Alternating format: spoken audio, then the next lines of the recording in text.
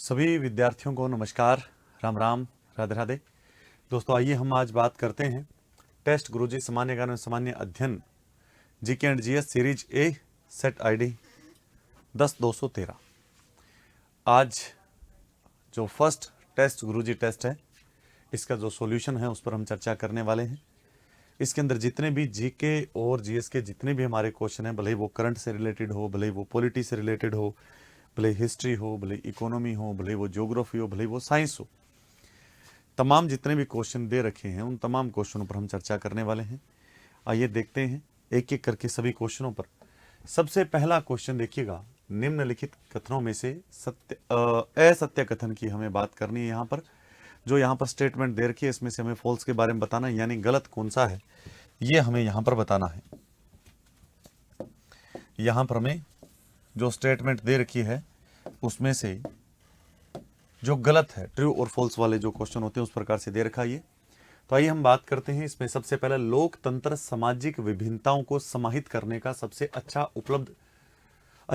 तरीका उपलब्ध करता है। लोकतंत्र, डेमोक्रेसी की बात हो रही है। ये कह रहे हैं डेमोक्रेसी है वो किस चीज को प्रोवाइड करवाती है, वो कहता है कि विभिन्नताओं को समाहित करने का। दोस्तों यानी कि बिल्कुल सिंपल सा तरीका दिया है कि विभिन्नताओं को समाहित करने का सबसे अच्छा तरीका उपलब्ध कराता है। बिल्कुल ठीक है, लोकतंत्र जिसमें लोगों का शासन हो। दोस्तों जिसके अंदर क्या हो, लोगों का शासन हो, उसे हम लोकतंत्र कहते हैं। लोकतंत्र लोगों के द्वारा किया जाने वाला शासन। आपने सुने भी होंगे लोगों का, लोगों के द्वारा, लोगों के लिए शासन, ऐसे कथन भी सुने होंगे, बड़े फेमस कथन हैं। तो इसमें से पहला कथन तो बिल्कुल सही है, यहां पर लिखा भी है। एक्यूमुलेट सोशल डिफरेंस के बारे में हम यहाँ पर बात कर रहे थे। Democracy provide the best way to accumulated social difference के बारे में हम बात कर रहे हैं। दूसरा कथन देखिए, सामाजिक विभाजन की राजनीति अभिव्यक्त लोकतंत्र का सामान्य लक्षण है। तो यहां पर कह रहा है political expression of social division is a common feature of democracy. तो सामाजिक विभाजन की राजनीति, सामाजिक विभाजन की राजनीति अभिव्यक्ति लोकतंत्र का सामान्य लक्षण है। यह भी कथन सही है, गलत नहीं है। आगे कह रहा है कि राजनीति में सामाजिक विभाजन की अभिव्यक्ति ऐसे विभाजनों में असंतुलन पैदा करती है। इस कथन को थोड़ा गौर से देखिए, राजनीति में सामाजिक विभाजन की अभिव्यक्ति ऐसे विभाजनों में असंतुलन पैदा करती है। और चौथा कथन कह रहा है नागरिकों का अपनी बहुस्तरीय पहचान के प्रति सचेत होना राष्ट्रीय एकता को सुदृढ़ करने में सहायक है। बिल्कुल, तो आप देख सकते हैं यहां पर बिल्कुल the expression of the social division in the politics creates an balance in such divisions. फिर कह रहा है citizen being aware of their multi level identity is helpful in the strengthening in national integration। इनके अंदर कह रहे हैं कि असत्य कथन की पहचान करें। असत्य कथन की अगर हम पहचान करें इन चारों के अंदर दोस्तों सी ऑप्शन बिल्कुल गलत है। राजनीति में सामाजिक विभाजन की अभिव्यक्ति ऐसे विभाजनों में असंतुलन पैदा कर देती है। यह कथन बिल्कुल गलत है। ये गलत कैसे, हम इस पर बात करते हैं। किसी भी देश के अंदर दोस्तों ध्यान रखना, सामाजिक विभिन्नताओं पर जोर देने की बात को हमेशा ही खतरा मानकर नहीं चलना चाहिए। जैसे सामाजिक विभिन्नताएं, आज दोस्तों ये समाज में अलग है, ये समाज अलग है, ये समाज अलग है, ये हम सोचते हैं कि हमेशा ये हमारे देश के लिए गलत रहा है, अक्सर बोला भी जाता है, लेकिन इसे हमेशा खतरा मानकर नहीं चलना चाहिए। लोकतंत्र में सामाजिक विभाजन की जो राजनीति होती है वो अभिव्यक्ति की एक सामान्य बात है। यानी कि मैं इस समाज से हूं, मैं इस समाज से हूं, तो ये सामाजिक विभाजन की राजनीति अभिव्यक्त कर रहा है। वो कह रहा है कि मैं इस समाज से हूं, इस समाज का दोस्तों मैं प्रतिनिधित्व करूंगा, तो इसमें गलत क्या है? ये एक सामान्य बात है राजनीति के अंदर, ये गलत नहीं है। एक दोस्तों स्वस्थ राजनीति का लक्षण भी है, यानी एक अच्छी राजनीति का लक्षण है कि हर एक समाज का एक व्यक्ति अगर अपने अपने समाज का प्रतिनिधित्व करेगा, हर एक अपने समाज की बात को रखेगा, तो स्पष्ट सी बात है अच्छा ठीक चलता रहेगा। इसी में दोस्तों विभिन्न छोटे सामाजिक जो समूह होते हैं या हाशिए पर पड़ी जरूरतों, हाशिए पर पड़ी जरूरतों का मतलब ऐसी जरूरतें जो उनके लिए बहुत जरूरी थी लेकिन उसको नजरअंदाज किया जा रहा, हाशिए पर पड़ी जरूरतें और परेशानी को जाहिर करते हैं और सरकार का ध्यान अपनी तरफ खींचते हैं। तो बिल्कुल यही बात मैंने आपको बताई है कि अब एक चीज सोच के देखिए कि आज वर्तमान के अंदर दोस्तों क्या सिस्टम है। आज वर्तमान में आप देखेंगे तो ये कहा जाता है कि जो ये सामाजिक विभिन्नता वाली राजनीति है ये गलत है। यहां पर लिखा भी हुआ है, बिल्कुल देख सकते हैं। तो सामाजिक विभिन्नता की जो राजनीति है उसे हमेशा गलत तरीके से नहीं सोचना चाहिए, हमेशा खतरा मानकर नहीं चलना चाहिए। कारण क्योंकि प्रत्येक व्यक्ति अपने अपने समाज का प्रतिनिधित्व करता है, यानी अपने जो समाज है उसका वो लीडर है। अब दोस्तों जब भी बात है कि अपने समाज की बात को वो उठाएगा और दोस्तों क्या करेगा, सरकार का ध्यान अपनी ओर आकर्षित करेगा, अपनी ओर खींचेगा। ये बात आप सभी को ध्यान रखना है। अब आपको अच्छा सर, राजनीति के अंदर दोस्तों विभिन्न तरह के जो सामाजिक विभाजन होते हैं, वे अभिव्यक्ति ऐसे विभाजनों के बीच में संतुलन पैदा करती है, असंतुलन पैदा नहीं करती। यहां पर लिखा था असंतुलन। दोस्तों एक चीज का ध्यान रखना, जब हमारे सामाजिक विभाजन, अलग अलग सामाजिक विभाजन होगा, अगर हर व्यक्ति अपने समाज की बात को उठाता है तो इसमें गलत क्या है? इसमें गलत नहीं है, हर व्यक्ति अपने समाज की बात को उठाएगा और हर व्यक्ति को अपनी समाज की बात रखने का अधिकार है। अगर हर व्यक्ति अपने अपने समाज की बात रखेगा, मेरे समाज के अंदर ये है भी, इसको ये करना चाहिए, इसको ये मिलना चाहिए, ये सारी उनकी जो जरूरतें उसकी बात उठाओ, तो इससे क्या होगा, सभी समाजों के बीच में संतुलन बना रहेगा।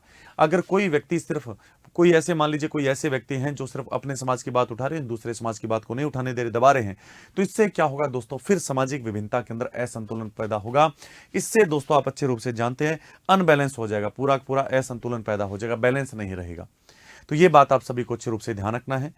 अगर हम बात करें दोस्तों, बहुत सारे आज हमारे भारत के अंदर बहुत सारे ऐसे समुदाय हैं, समाज है, जो ऐसे खुद को ऐसे समझते हैं कि हम तो हर योजना से वंचित रह जाते हैं, हमें दोस्तों क्या है, नजरअंदाज कर दिया जाता है, हमारे साथ भेदभाव किया जाता है, हम तो भेदभाव के शिकार हो रहे हैं, हमारे साथ तो अन्याय हो रहा है।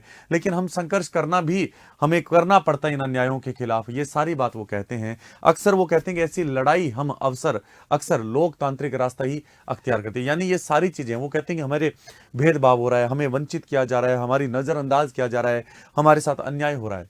लेकिन क्या वो हथियार लेके थोड़ी लड़ेंगे? वो दोस्तों अपने समाज में से एक व्यक्ति को चुनेंगे और उसे आगे पहुंचाएंगे। वो व्यक्ति शांतिपूर्ण तरीके से, संवैधानिक तरीके से अपनी मांगों को उठाएगा और चुनाव जीत कर दोस्तों जब वो सरकार का हिस्सा बनेगा, सरकार का अंग बनेगा, तो दोस्तों चुनावों के माध्यम से उसके ऊपर दबाव बनाएंगे, उसका समाधान करने का प्रयास करेंगे।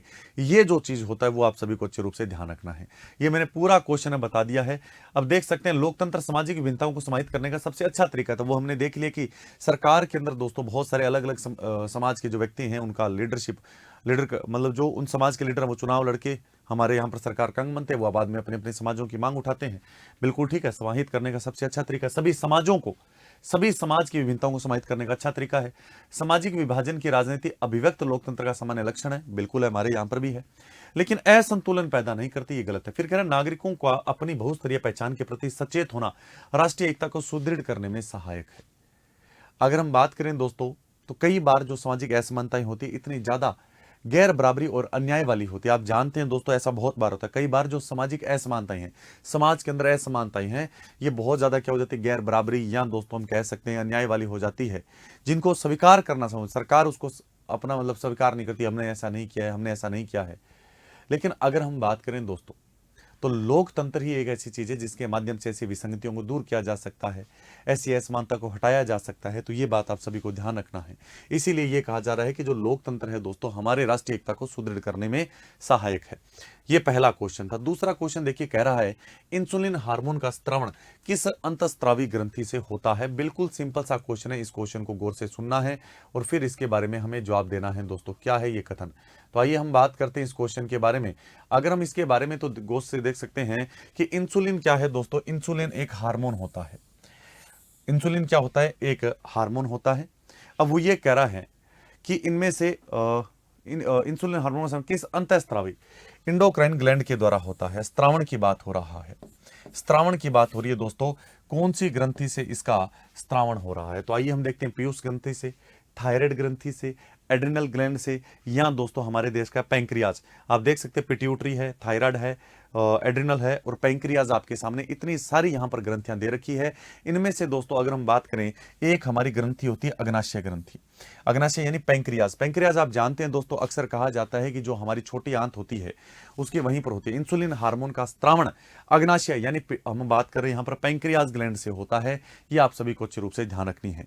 ये क्या करता है दोस्तों, जो इंसुलिन होता है वो करता क्या है, हमारे जो ब्लड है दोस्तों, इस ब्लड के अंदर जितनी भी शर्करा जो होती है, मीठापन जो होता है, शुगर जो होता है, उस शुगर को दोस्तों कंट्रोल करने का जो काम है वो इसी का है।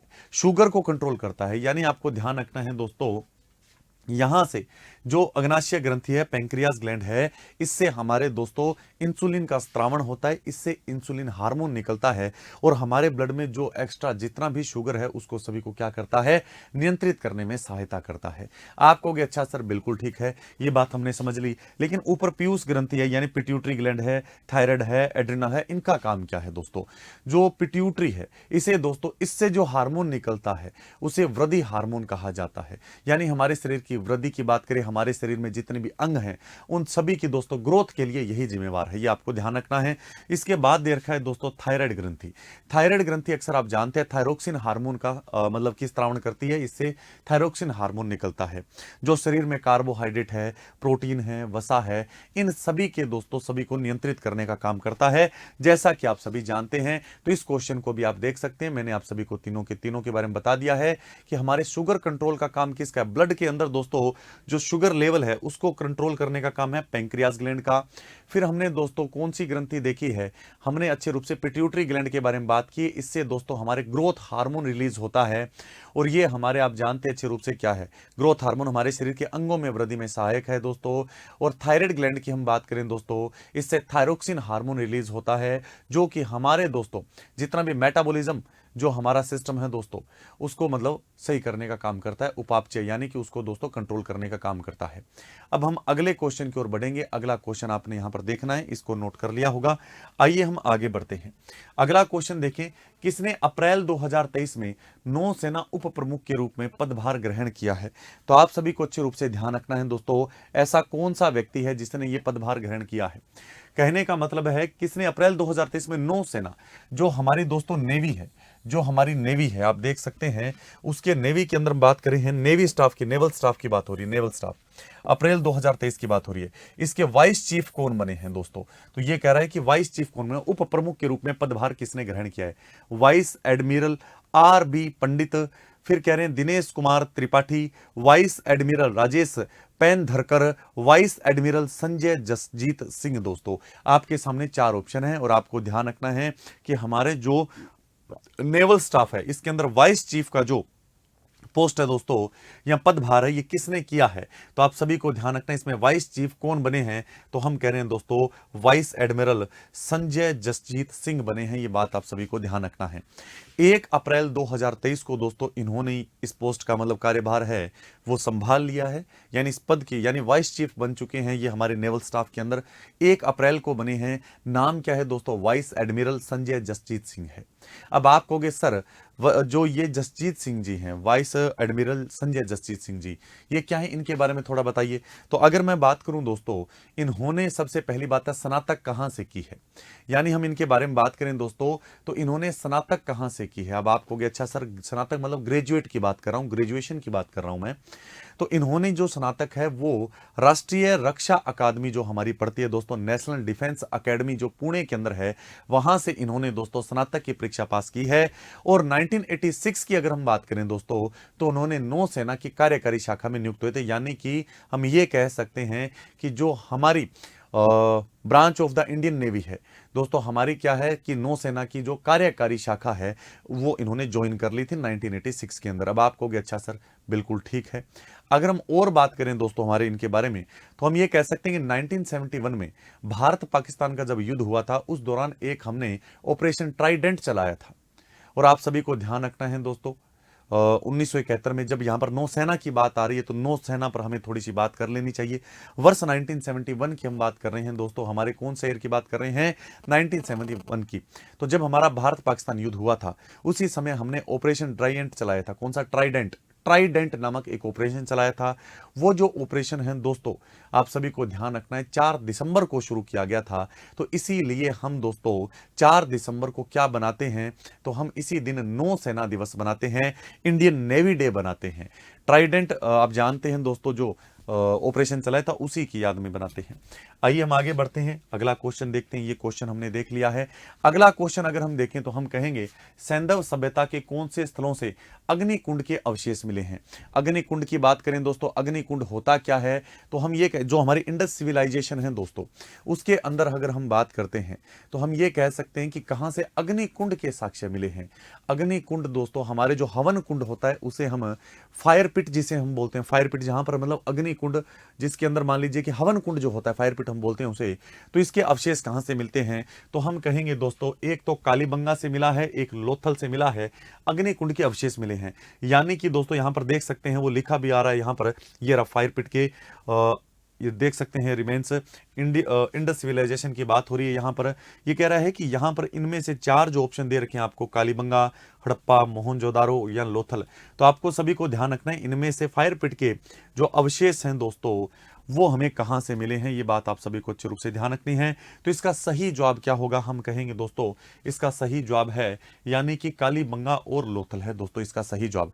अब आप कहोगे अच्छा सर हमारे अगर हम बात करें दोस्तों ये यज्ञ कुंड होते हैं, एक तरीके से यज्ञ कुंड होते हैं, लेकिन आप कहोगे सर ये बात हमने मान ली, लेकिन आप कहोगे सर फिर हड़प्पा और मोहनजोदड़ो यानी यहां पर मोहनजोदारो है दोस्तों जो है यहां से क्या मिले हैं, तो यहां पर हम ये कह सकते हैं कि जो हड़प्पा है, जैसे कि दोस्तों मोहनजोदारो है, जैसे कि लोथल है, लोथल से हमारे यहां पर भी मिला है फायर पिट। लेकिन सबसे खास बात यह है दोस्तों कि लोथल, मोहनजोदारो और हड़प्पा इन तीनों से हमें बड़े बड़े भंडार गृह मिले। भंडार गृह का मतलब है आपने अक्सर एक चीज देखी होगी दोस्तों कि जहां पर हम गोदाम बोलते हैं ना, गोदाम अक्सर गैराज बोल देते हैं, बड़े गैराज हैं, गोदाम हैं, यानी बहुत बड़े लार्ज लेवल पर जो बहुत बड़े स्तर पर बड़े स्तर पर तो गोदाम मिले, बड़े बड़े भंडार गृह मिले जहां पर फसलों को अगर स्टोर करके रखा जाता था। तो ये बात आप सभी को अच्छे रूप से ध्यान रखनी होगी। अब हम अगले क्वेश्चन की ओर बढ़ते हैं। अगला क्वेश्चन क्या कहता है, अगला क्वेश्चन देखिए क्या कह रहा है कि राज्यों में पंचायती राज संस्थाओं के चुनाव कराने की जिम्मेवारी राज्य निर्वाचन आयोग की होती है या किसके अधीन कार्य करता है। आप जानते हैं दोस्तों हमारे जो 2 प्रकार के निर्वाचन आयोग होते हैं, एक केंद्रीय निर्वाचन आयोग होता है, यानी आप देख सकते हैं यहां पर बिल्कुल सिंपल सा है दोस्तों, बिल्कुल स्टेट इलेक्शन कमीशन की बात हो रही है। तो हमारे 2 प्रकार के इलेक्शन कमीशन होते हैं, एक तो स्टेट वाला होता है और एक आप अच्छे रूप से जानते हैं दोस्तों हमारा सेंट्रल जो इलेक्शन कमीशन है वो 2 होते हैं। ये आप कहोगे हाँ सर 2 प्रकार के होते हैं, एक स्टेट वाला होता है, एक केंद्रीय हमारे दोस्तों क्या होता है चुनाव आयोग होता है, एक हमारा आप जानते हैं दोस्तों क्या है राज्य निर्वाचन आयोग होता है। राज्य निर्वाचन आयोग और केंद्र निर्वाचन आयोग 2 होते हैं।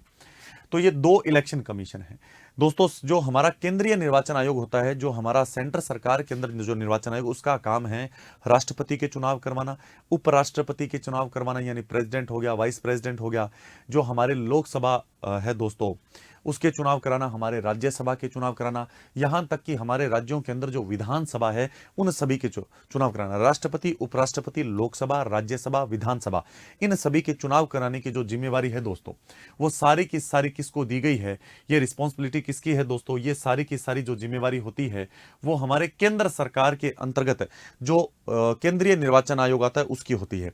लेकिन स्टेट के अंदर जो दोस्तों हमारी अगर हम बात करें दोस्तों यहां पर पंचायती राज दोस्तों आप देख सकते हैं इनके जो चुनाव होते हैं, इनके जो इलेक्शन कंडक्ट कराने की जो जिम्मेवारी होती है, रिस्पॉन्सिबिलिटी होती है, वो किसकी होती है, तो हम कहेंगे दोस्तों ये हमारे राज्य निर्वाचन आयोग की होती है। आप कहोगे हाँ सर इनकी चुनाव कराने की जिम्मेवारी इनकी होती है, लेकिन ये जो राज्य निर्वाचन आयोग होता है ये किसके अधीन है, ये क्वेश्चन कह रहा है। आप सभी अच्छे रूप से जानते हैं कि हमारे पंचायती राज जो संस्थाएं हैं हमारे दोस्तों, ये जो पंचायती राज जो हमारा सिस्टम है, इस पंचायती राज की अगर हम बात करें तो संविधान के अंदर पंचायती राज को जोड़ने के लिए हमने दोस्तों एक संविधान संशोधन किया था, जिसे अक्सर हम कौन सा संविधान संशोधन बोलते हैं, 73वां संविधान संशोधन बोलते हैं। आप जानते हैं कॉन्स्टिट्यूशनल अमेंडमेंट हम बोलते हैं इसे दोस्तों, 73 वाला। तो इसके अंतर्गत हमने क्या किया था, हमारे संविधान के अंदर पंचायत से संबंधित जितनी भी बातें हैं हमारी बातें वो सारी बात ऐड कर दी थी। और जब हमने ये संविधान संशोधन 1992 के अंदर किया था तो उसी के अंदर एक अनुच्छेद आता है, आर्टिकल आता है, आर्टिकल 243 के, यानी कि अनुच्छेद 243 के आता है दोस्तों, आर्टिकल 243 के दोस्तों। इसके अंदर अलग से स्पष्ट रूप से लिखा हुआ है कि पंचायती राज का जो चुनाव है उसका चुनाव कराने की जिम्मेवारी राज्य निर्वाचन आयोग होगी। यानी ये किसी के अधीन नहीं है, ये दोस्तों संविधान के द्वारा स्थापित एक अलग से स्वतंत्र दोस्तों संविधान के द्वारा एक इंडिपेंडेंट बॉडी है। दोस्तों ये क्या एक स्वतंत्र निकाय है, स्वतंत्र संस्था है, ये बात आप सभी को अच्छे रूप से ध्यान रखनी है। तो आप देख सकते हैं it is an independent body है दोस्तों, ये स्वतंत्र निकाय है, ये न राज्य सरकार के न केंद्र सरकार के अधीन है। बिल्कुल सिंपल सा। अगला क्वेश्चन देखिए, भारत में पहली बार चलने के अधिकार को लागू करने का जो लागू करने वाला राज्य कौन सा है? पहली बार चलने के अधिकार को लागू करने वाला राज्य कौन सा है? बिल्कुल सिंपल सा क्वेश्चन दिया है दोस्तों। अगर हम इस क्वेश्चन की बात करें तो ऐसा कौन सा राज्य है, तो हम कहेंगे चलने का अधिकार वाला जो अधिकार देने वाला जो राज्य है, पहली बार भारत में पहली बार चलने के अधिकार को लागू करने वाला जो राज्य है वो दोस्तों पंजाब है। कौन सा राज्य है? पंजाब है। पंजाब ने अभी पैदल चलने वालों और साइकिल चलाने वाले जितने भी जो लोग हैं, अगर मान लीजिए किसी भी एक्सीडेंट के अंदर पैदल चलने वाले और साइकिल चलाने वाले लोगों की जो मौत है दोस्तों, इनमें लगातार क्या हो रही थी? वृद्धि हो रही थी। तो इसी को कम करने के लिए पंजाब सरकार ने, भारत के अंदर ऐसा पहली बार हो रहा है कि जहां पर चलने का अधिकार दोस्तों आप देख सकते हैं यहां पर लिखा हुआ राइट टू वॉक के बारे में, यहां पर लिखा राइट टू वॉक, यानी कि चलने के अधिकार को लागू किया। और ऐसा करने वाला, क्योंकि यहां पर साइकिल चलाने वाले और इनके ऊपर गाड़ी चढ़ा देते थे, मर जाते थे, और हालांकि सबसे ज्यादा समाज में इन्हीं का योगदान है। जैसे एक तो स्पष्ट सी बात है, ये चलते हैं अपने स्वास्थ्य को ठीक रखते हैं, तो ये सबसे अच्छी बात इनका। दूसरा दोस्तों, जब ये खास तौर पर जब पेट्रोल यानी मोटरसाइकिल या कार नहीं चलाते तो पर्यावरण प्रदूषण में इनका कोई योगदान नहीं है, पर्यावरण प्रदूषण को कम करने का काम करते हैं। इसीलिए सरकार ने इन लोगों का खास तौर पर ध्यान रखने के लिए अलग से पैदल चलने के जो अधिकार है वो इसको दिया है, ये आपको ध्यान रखना है। इसके अंदर ये सिस्टम होगा दोस्तों कि हमारी जितनी भी सड़कें हैं, विदेशों में आप देखिएगा मेन हाईवे के बराबर में छोटी सड़कें होती है। आप चंडीगढ़ में चले जाइए, चंडीगढ़ के अंदर दोस्तों ये देखने को मिलता है प्रत्येक सड़क के पास में, जितने भी हमारे हाईवे वगैरह हैं सभी के पास बराबर में एक छोटी और सड़क होती है जिसके ऊपर पैदल चलने वाले और साइकिल चलाने वाले चलते रहते हैं। तो अब पंजाब में ये बोला गया कि जितने भी हमारे सड़कें हैं उन तमाम के बराबर में दोस्तों पैदल चलने वाले और साइकिल वाले ट्रैक बनाए जाएंगे, अलग से दोस्तों क्या बना दिए जाएंगे? ट्रैक बना दिए जाएंगे, साइकिल ट्रैक होगा और पाथ होगा दोस्तों। तो ये बात यहां पर बताई गई है। अनुच्छेद 21 के तहत दोस्तों हमें पैदल चलने का अधिकार है, और दोस्तों इसके लिए सुरक्षित सुविधाएं सुनिश्चित करनी चाहिए। तो सरकार ने आर्टिकल 21 का हवाला देते हुए दोस्तों आप सभी को ध्यान रखना है, जो ये आर्टिकल 21 है, इसके तहत हमें दोस्तों हमारी इच्छा से जो करें, हमारी इच्छा है वो करेंगे हम। तो पैदल चलने का हमारा अधिकार है, तो सरकार ने हमारे इस अधिकार को हमें दे दिया है। बोला है कि यहां पर आप पैदल चलेंगे, बराबर में हम एक सड़क बना कर देंगे, आपको साइकिल चलाने सड़क बना कर देंगे। और ऐसा करने वाला पहला राज्य कौन सा बन चुका है? राइट टू वॉक वाला अधिकार देने वाला पहला राज्य कौन सा बन चुका है? तो हम कह रहे हैं दोस्तों पंजाब राज्य बन चुका है। ये बात आप सभी को अच्छे रूप से ध्यान रखनी होगी। आइए हम अब आगे बढ़ते हैं अगले क्वेश्चन की ओर। अगला क्वेश्चन क्या कहता है? निम्नलिखित में से किसके द्वारा विज्ञान एवं प्रौद्योगिकी के क्षेत्र में अनुसंधान हेतु शांति स्वरूप भटनागर पुरस्कार दिया गया है? बिल्कुल दोस्तों, ये जो अवार्ड है शांति स्वरूप भटनागर अवार्ड दोस्तों, ये कह रहे हैं कि बताइए विज्ञान एवं प्रौद्योगिकी के क्षेत्र में दिया जाता है, यानी साइंस एंड टेक्नोलॉजी का जो दोस्तों क्षेत्र है, यानी इसके अंदर दिया जाता है, इस फील्ड के अंदर दिया जाता है। यानी अगर आप साइंस एंड टेक्नोलॉजी का जो फील्ड है इसमें आप रिसर्च करते हो, विज्ञान एवं प्रौद्योगिकी के क्षेत्र में आप क्या करते हो? रिसर्च करते हो, तो ये पुरस्कार दिया जाता है। तो ये कह रहे हैं किसके द्वारा दिया जाता है? तो भारतीय अंतरिक्ष अनुसंधान संगठन, ठीक है। दूसरा कह रहा है भाभा परमाणु अनुसंधान केंद्र यानी बारक, यानी Indian space research organisation, Bhabha atomic research centre, council of, यहां पर देख सकते हैं scientific and the industrial research के बारे में, यहां पर विज्ञान औद्योगिक अनुसंधान परिषद है। फिर कह रहे हैं नेशनल इनोवेशन फाउंडेशन के बारे में बात कर रहे हैं। तो ये इन चारों में से ये जो पुरस्कार है ये किसके द्वारा दिया जाता है? तो हम कहेंगे दोस्तों ये जो पुरस्कार है हमारे यहाँ पर council of the scientific and the industrial research के द्वारा दिया जाता है, यानी वैज्ञानिक तथा औद्योगिक अनुसंधान परिषद के द्वारा दिया जाता है। ये प्रत्येक वर्ष दिया जाता है दोस्तों। विज्ञान यानी साइंस एंड टेक्नोलॉजी का जो फील्ड है उसके अंदर जो रिसर्च करता है और बहुत ही दोस्तों ज्यादा योगदान देता है, उस व्यक्ति को यानी उस संस्था को ये अवार्ड दिया जाता है। ये बात आप सभी को अच्छे रूप से ध्यान रखनी होगी। अब आप कहोगे सर चलो हमने मान लिया, अगर हम बात करें इस पुरस्कार का जो नाम है दोस्तों, अगर हम बात करें इस पुरस्कार का नाम शांति स्वरूप, आप देख सकते हैं शांति स्वरूप भटनागर अवार्ड रखा गया है। तो ये इसका नाम क्यों रखा गया है? तो हम कहेंगे इस पुरस्कार का नाम दोस्तों जो ये संस्था है council of scientific and industrial research CSIR, इस संस्था के जो दोस्तों डायरेक्टर थे, जो स्थापना करने वाले डायरेक्टर थे, जिनका नाम था दोस्तों शांति स्वरूप भटनागर, इस इस संस्था की यानी जो ये ऑर्गेनाइजेशन है इसकी स्थापना करने वाले जो व्यक्ति थे, जो इसके फाउंडर डायरेक्टर थे दोस्तों, उस फाउंडर डायरेक्टर के नाम पर दोस्तों इसकी क्या किया गया है, नाम हुआ। ये बात आप सभी को अच्छे रूप से ध्यान रखना है। और कुछ नहीं, इसमें 5 लाख रुपए दोस्तों जब दिए जाते हैं, यानी कि सम्मान के रूप में 5 लाख रुपए दिए जाते हैं, और कुछ नहीं है। तो आप कहोगे अच्छा सर ये राशि प्रदान की जाती है, बिल्कुल इतनी राशि प्रदान की जाती है। अब आप कहोगे सर ये CSIR, council of scientific and industrial जो रिसर्च है, इसकी स्थापना कब हुई थी, तो हम कहेंगे 1942 के अंदर दोस्तों इसकी स्थापना की गई थी। ये बात आप सभी को अच्छे रूप से ध्यान रखना है।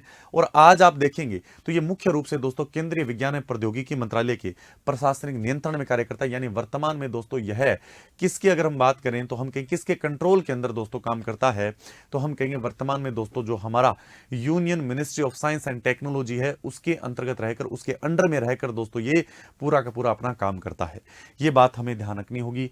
अगला क्वेश्चन देखिएगा, अगला क्वेश्चन क्या करे, इसरो के अंतर्गत मुख्य नियंत्रण सुविधा की स्थापना कहां की गई है। इसरो के अंतर्गत मुख्य नियंत्रण सुविधा की जो स्थापना है वो कहां की गई है। बहुत अच्छा क्वेश्चन दिया है, बहुत अच्छा।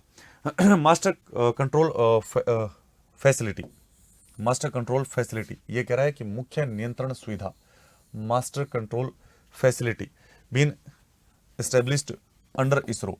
तो आइए हम देखते हैं कहां की गई है। तो हम कहेंगे दोस्तों ये स्थापना हासन, देहरादून और भोपाल, यानी हासन, देहरादून, भोपाल, कर्नाटक में हासन, देहरादून उत्तराखंड में पड़ता है, भोपाल मध्य प्रदेश में, इन सभी की अगर हम बात करें तो इसमें से दोस्तों हासन के अंदर और दोस्तों भोपाल के अंदर की गई है, देहरादून के अंदर ये मास्टर कंट्रोल फैसिलिटी की स्थापना नहीं की गई है। तो आप सभी को ध्यान रखना है।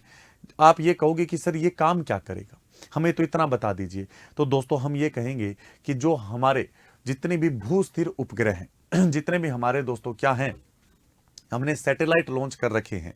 भू स्थिर उपग्रह का मतलब हमारी पृथ्वी के एक निश्चित ऊंचाई पर जाने के बाद जो बिल्कुल स्थिर हो जाते हैं, पृथ्वी के साथ साथ ही चक्कर काटते हैं, पृथ्वी की जितनी स्पीड है उसी स्पीड में पृथ्वी के साथ साथ चक्कर काटते हैं, उन्हें भू स्थिर उपग्रह कहा जाता है। ये सैटेलाइट हैं दोस्तों। आप कहोगे अच्छा सर जियो स्टेशनरी जिन्हें हम सैटेलाइट बोलते हैं दोस्तों, क्या बोलते हैं, जियो स्टेशनरी सैटेलाइट कहते हैं, भू स्थिर उपग्रह।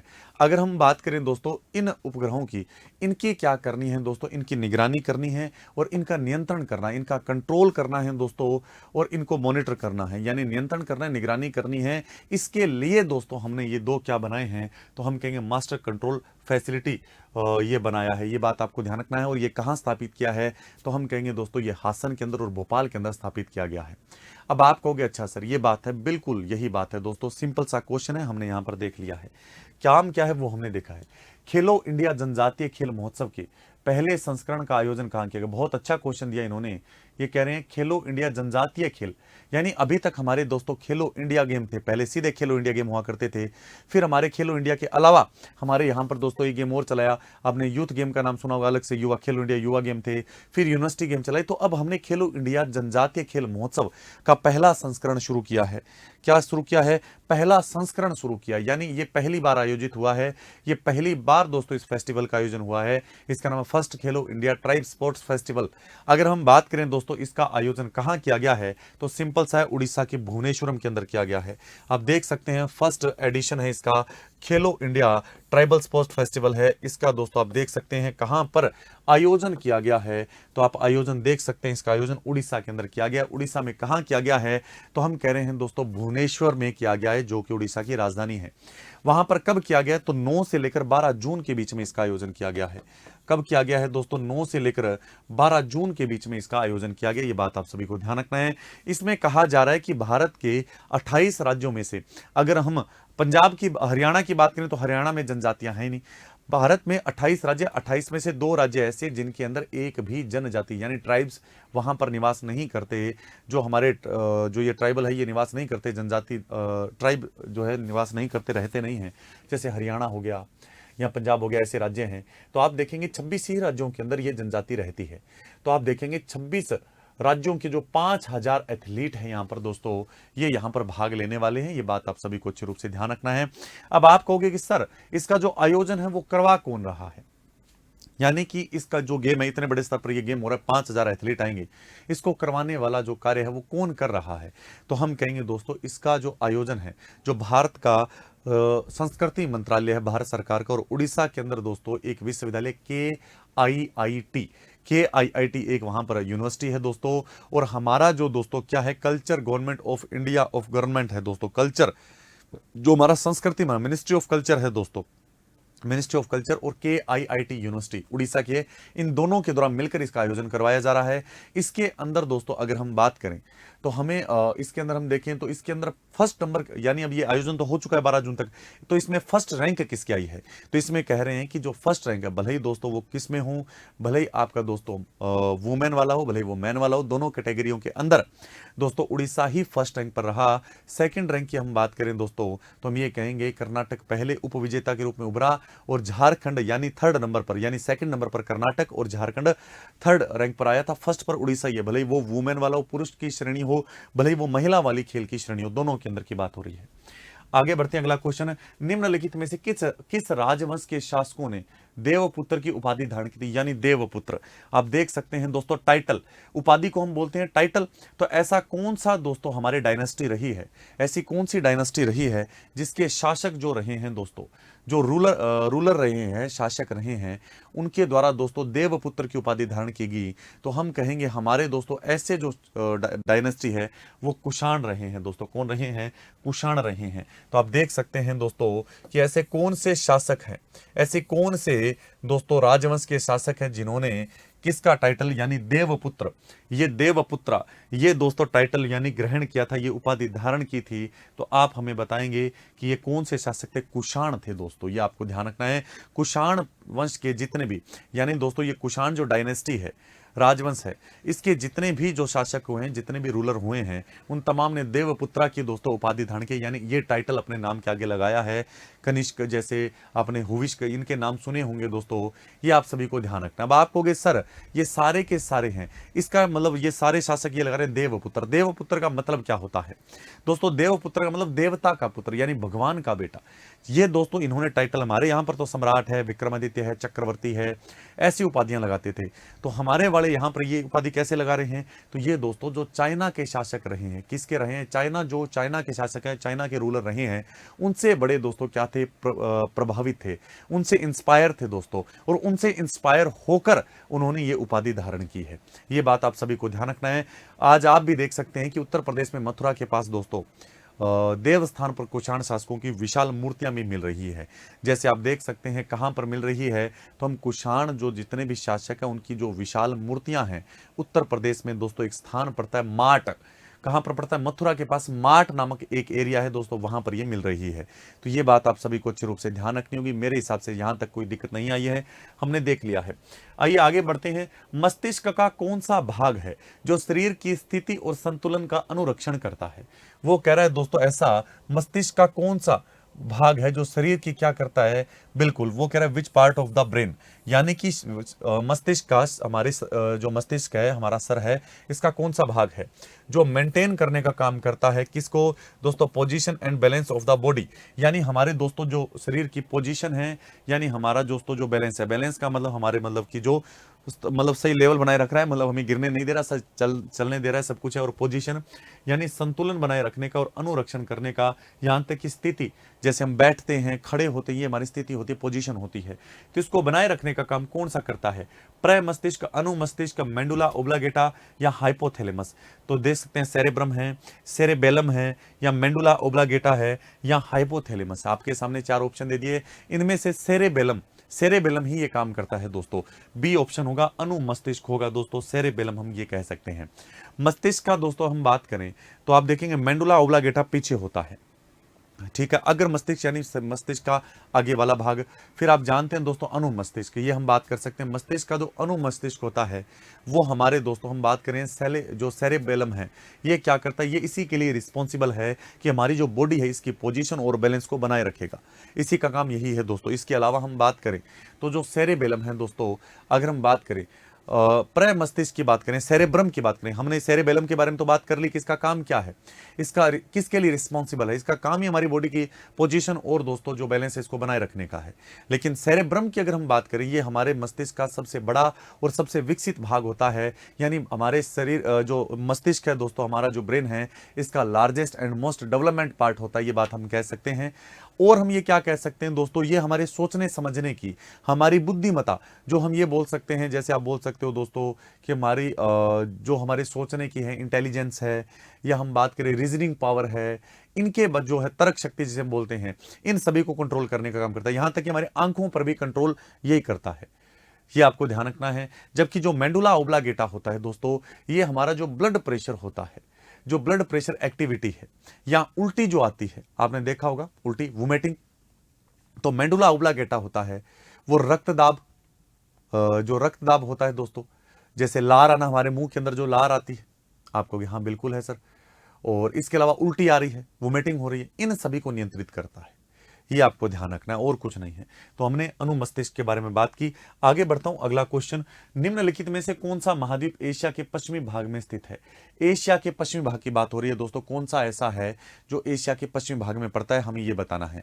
तो बिल्कुल सिंपल सा क्वेश्चन है, देख सकते हैं, यूरोप है, अफ्रीका है, उत्तरी अमेरिका है, दक्षिण अमेरिका। पहली बात वो पश्चिम की ओर कह रहा है, अफ्रीका की, एशिया की। देखिए निम्नलिखित में से कौन सा महाद्वीप है जो एशिया के पश्चिमी भाग में पड़ता है? Which of the following continent is the situated in the western part of Asia? बिल्कुल ठीक है। अब एक ये कह रहे वेस्टर्न पार्ट ऑफ एशिया, पश्चिमी भाग में स्थित है। बिल्कुल। आप एक चीज बताइए, उत्तरी अमेरिका दक्षिण अमेरिका तो हो ही नहीं सकते, ये तो निकाल ही दीजिए, पीछे बचे यूरोप, दोनों है तो ये पश्चिम के अंदर।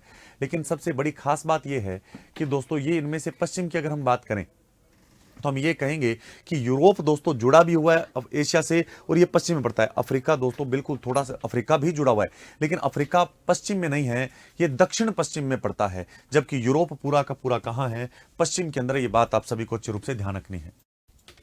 आइए आगे बढ़ते हैं। अगला क्वेश्चन, अगला क्वेश्चन है, भारत में मृदा का सबसे व्यापक और सर्वाधिक उपजाऊ प्रकार कौन सा है? वो कह रहा है मृदा का सबसे व्यापक, यानी दोस्तों वो ये कह रहा है कि भारत में सबसे ज्यादा क्षेत्र पर कौन सी मृदा फैली हुई है और सर्वाधिक उपजाऊ कह रहा है। आप देखेंगे दोस्तों मोस्ट फर्टाइल टाइप पूछ रहा है, एक तो वो ये पूछ रहा है, और मोस्ट दोस्तों वाइड स्प्रेड के बारे में बात कर रहा है, यानी कि भारत में सबसे ज्यादा क्षेत्रफल पर कौन सा फैला, ऐसा कौन सा टाइप है सोइल का जो भारत में दोस्तों मोस्ट फर्टाइल है, यानी कि सबसे ज्यादा उपजाऊ है। हमारे भारत में दोस्तों अगर हम बात करें तो हम मिट्टी के रंग की बात करें, या मिट्टी की दोस्तों जो जहां पर है स्थिति की बात करें, या मिट्टी दोस्तों कैसे बनी है, मिट्टी की उत्पत्ति कैसे, सोइल ओरिजिन की हम बात करें, तो इस आधार पर भारत की मिट्टियों को 8 भागों में बांटा गया है।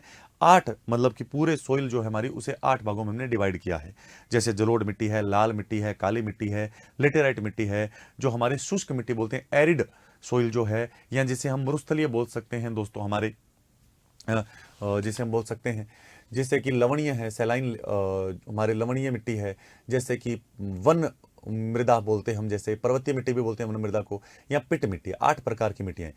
इनमें से दोस्तों जो सबसे ज्यादा उपजाऊ है, क्योंकि सबसे ज्यादा उपजाऊ वही मिट्टी होगी जिसका पीएच जो मान है दोस्तों, पीएच स्केल के ऊपर पीएच मान है वो 6.5 से 7.5 के बीच हो, यानी वो न तो एसिडिक हो ना बेसिक हो, बीच वाला होना चाहिए, 6.5 से 7.5। और ये जो पीएच मान है वो दोस्तों एल्यूवियल सोइल का होता है, यानी कि दोस्तों कौन सी मिट्टी का होता है? जलोढ़ मिट्टी का होता है। ये बात आप सभी को ध्यान रखना है।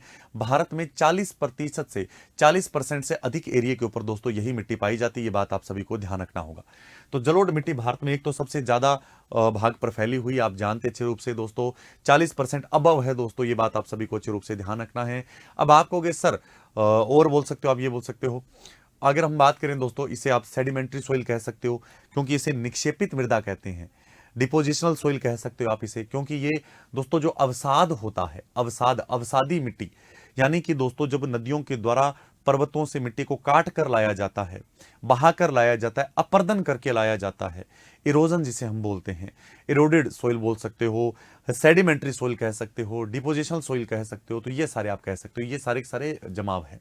आपको अच्छा सर, आज आप देखेंगे तो हमारा जो नॉर्दर्न प्लेन है, जो कोस्टल प्लेन का एरिया है, वहां पर ये मिट्टी पाई जाती है। आप कहोगे हाँ सर, जैसे आप भारत में यहाँ जो हमारा नॉर्दर्न प्लेन है वहां पर ये मिट्टी कहाँ से आई?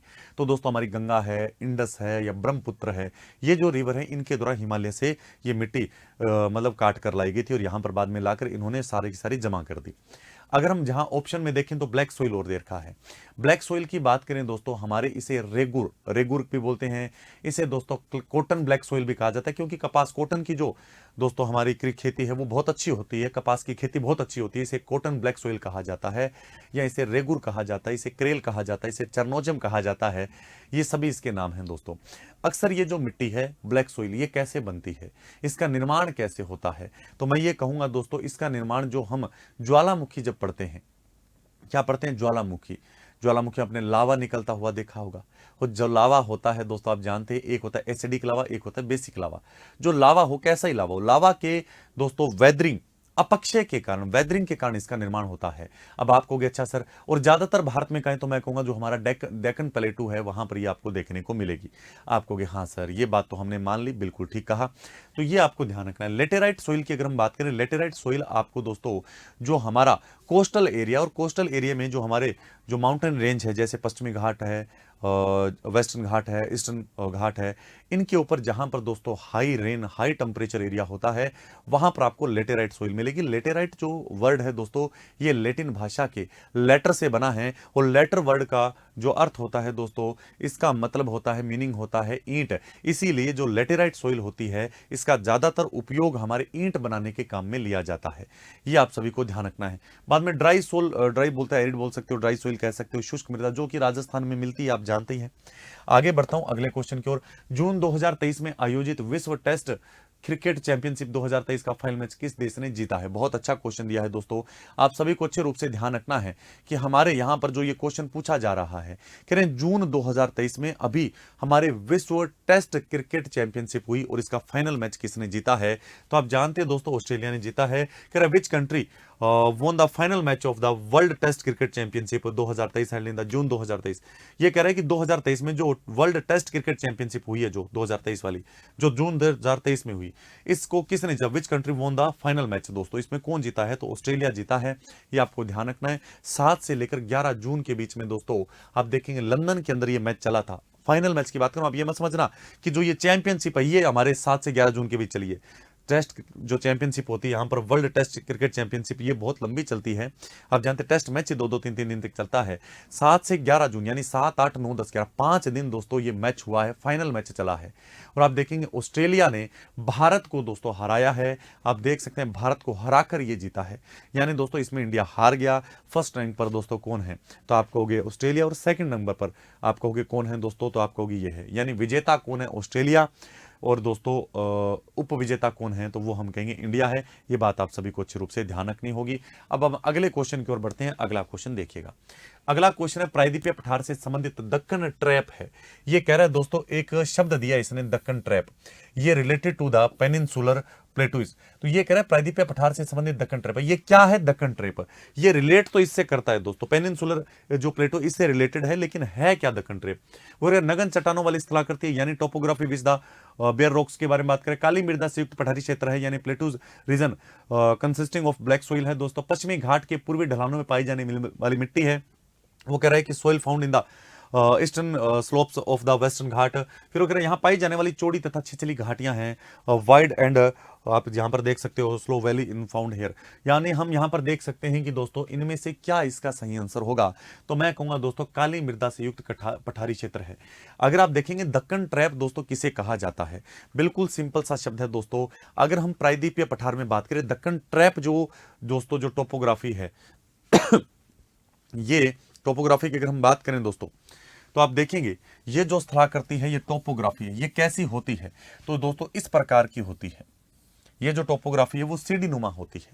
ये आपको ध्यान रखना है। काली मिट्टी से युक्त ये दोस्तों क्या होता है? रीजन होता है ब्लैक सोइल। आप देख सकते हैं कि plateau region consisting of black soil, ये यानी कि काली मिट्टी से युक्त एक पठारी क्षेत्र है। ये आपको ध्यान रखना होगा। अगर हम बात करें इसमें दोस्तों किस प्रकार की होती है, तो आप देखेंगे कि जो दक्कन का पठार है वो हमारा बहुत बड़ा पठार है। वो दोस्तों आप देखेंगे ट्रेंगुलर शेप है उसकी, त्रिभुज उसकी शेप है, त्रिभुजाकार। आप देखेंगे कि वह कई राज्यों में फैला, भारत का सबसे बड़ा पठार है। आप कहोगे हाँ सर ये बात हमने मान ली, लेकिन आप देखेंगे 16 डिग्री जो हमारा नॉर्थ लैटिट्यूड है, वहां से लेकर नागपुर के बीच का जो एरिया है, दक्कन ट्रैप की बात करें दोस्तों, दक्कन का पठार बहुत बड़ा है, दक्कन का पठार बहुत बड़ा है दोस्तों। मान लीजिए कि ये दक्कन का पठार है, इस प्रकार से दक्कन का पठार इस प्रकार से फैला है। अगर मैं बात करूं तो दक्कन का पठार दोस्तों इस प्रकार से फैला हुआ है, इस प्रकार से फैला हुआ है। इसमें यहां से गुजरती है दोस्तों अपने 16 डिग्री नॉर्थ लैटिट्यूड दोस्तों, और यहां पर एक शहर पड़ता है नागपुर। कौन सा शहर है दोस्तों? तो हम कहेंगे नागपुर शहर है दोस्तों। कौन सा है? तो हम कहेंगे नागपुर शहर है दोस्तों। आप सभी को ध्यान रखना है, इस नागपुर 16 डिग्री नॉर्थ लैटिट्यूड से लेकर नागपुर के बीच में इस प्रकार की मतलब आपको देखने को मिलेगी टोपोग्राफी, और इसे ही हम क्या कहते हैं? तो हम बोलेंगे दक्कन ट्रैप कहते हैं। अगला है मणिपुर राज्य में हुई हिंसक घटनाओं की जांच के लिए किसकी अध्यक्षता में एक जांच आयोग बना है? मणिपुर में आपकी बार आपने सुना होगा मैतेई, नागा, कुकी। इनमें से नागा और कुकी दोस्तों आप जानते हैं ईसाई हैं, और इनमें से मैतेई दोस्तों हिंदू हैं। आप जानते हैं इसमें अभी दोस्तों आरक्षण को लेकर बहुत बड़ा एक आंदोलन छिड़ गया था। मैतेई को आरक्षण दिया जा रहा हो, काफी बड़ा आंदोलन छिड़ गया था, आप जानते हैं। और उसके अंदर दोस्तों अभी तो इतनी ज्यादा हिंसक घटनाओं की, उसमें 2 महिलाओं को नग्न करके घुमाया गया था, उसकी बहुत ज्यादा मतलब की आलोचना हुई, तो आपने सुना होगा।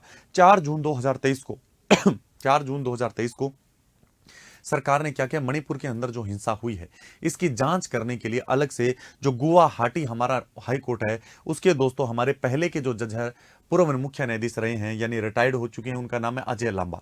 अजय लांबा की अगुवाई के अंदर एक लगभग 3 मेंबर वाली एक दोस्तों कमीशन बनाया, और ये इसकी जांच करेगा। आप देख सकते हैं वो क्या कर रहा है।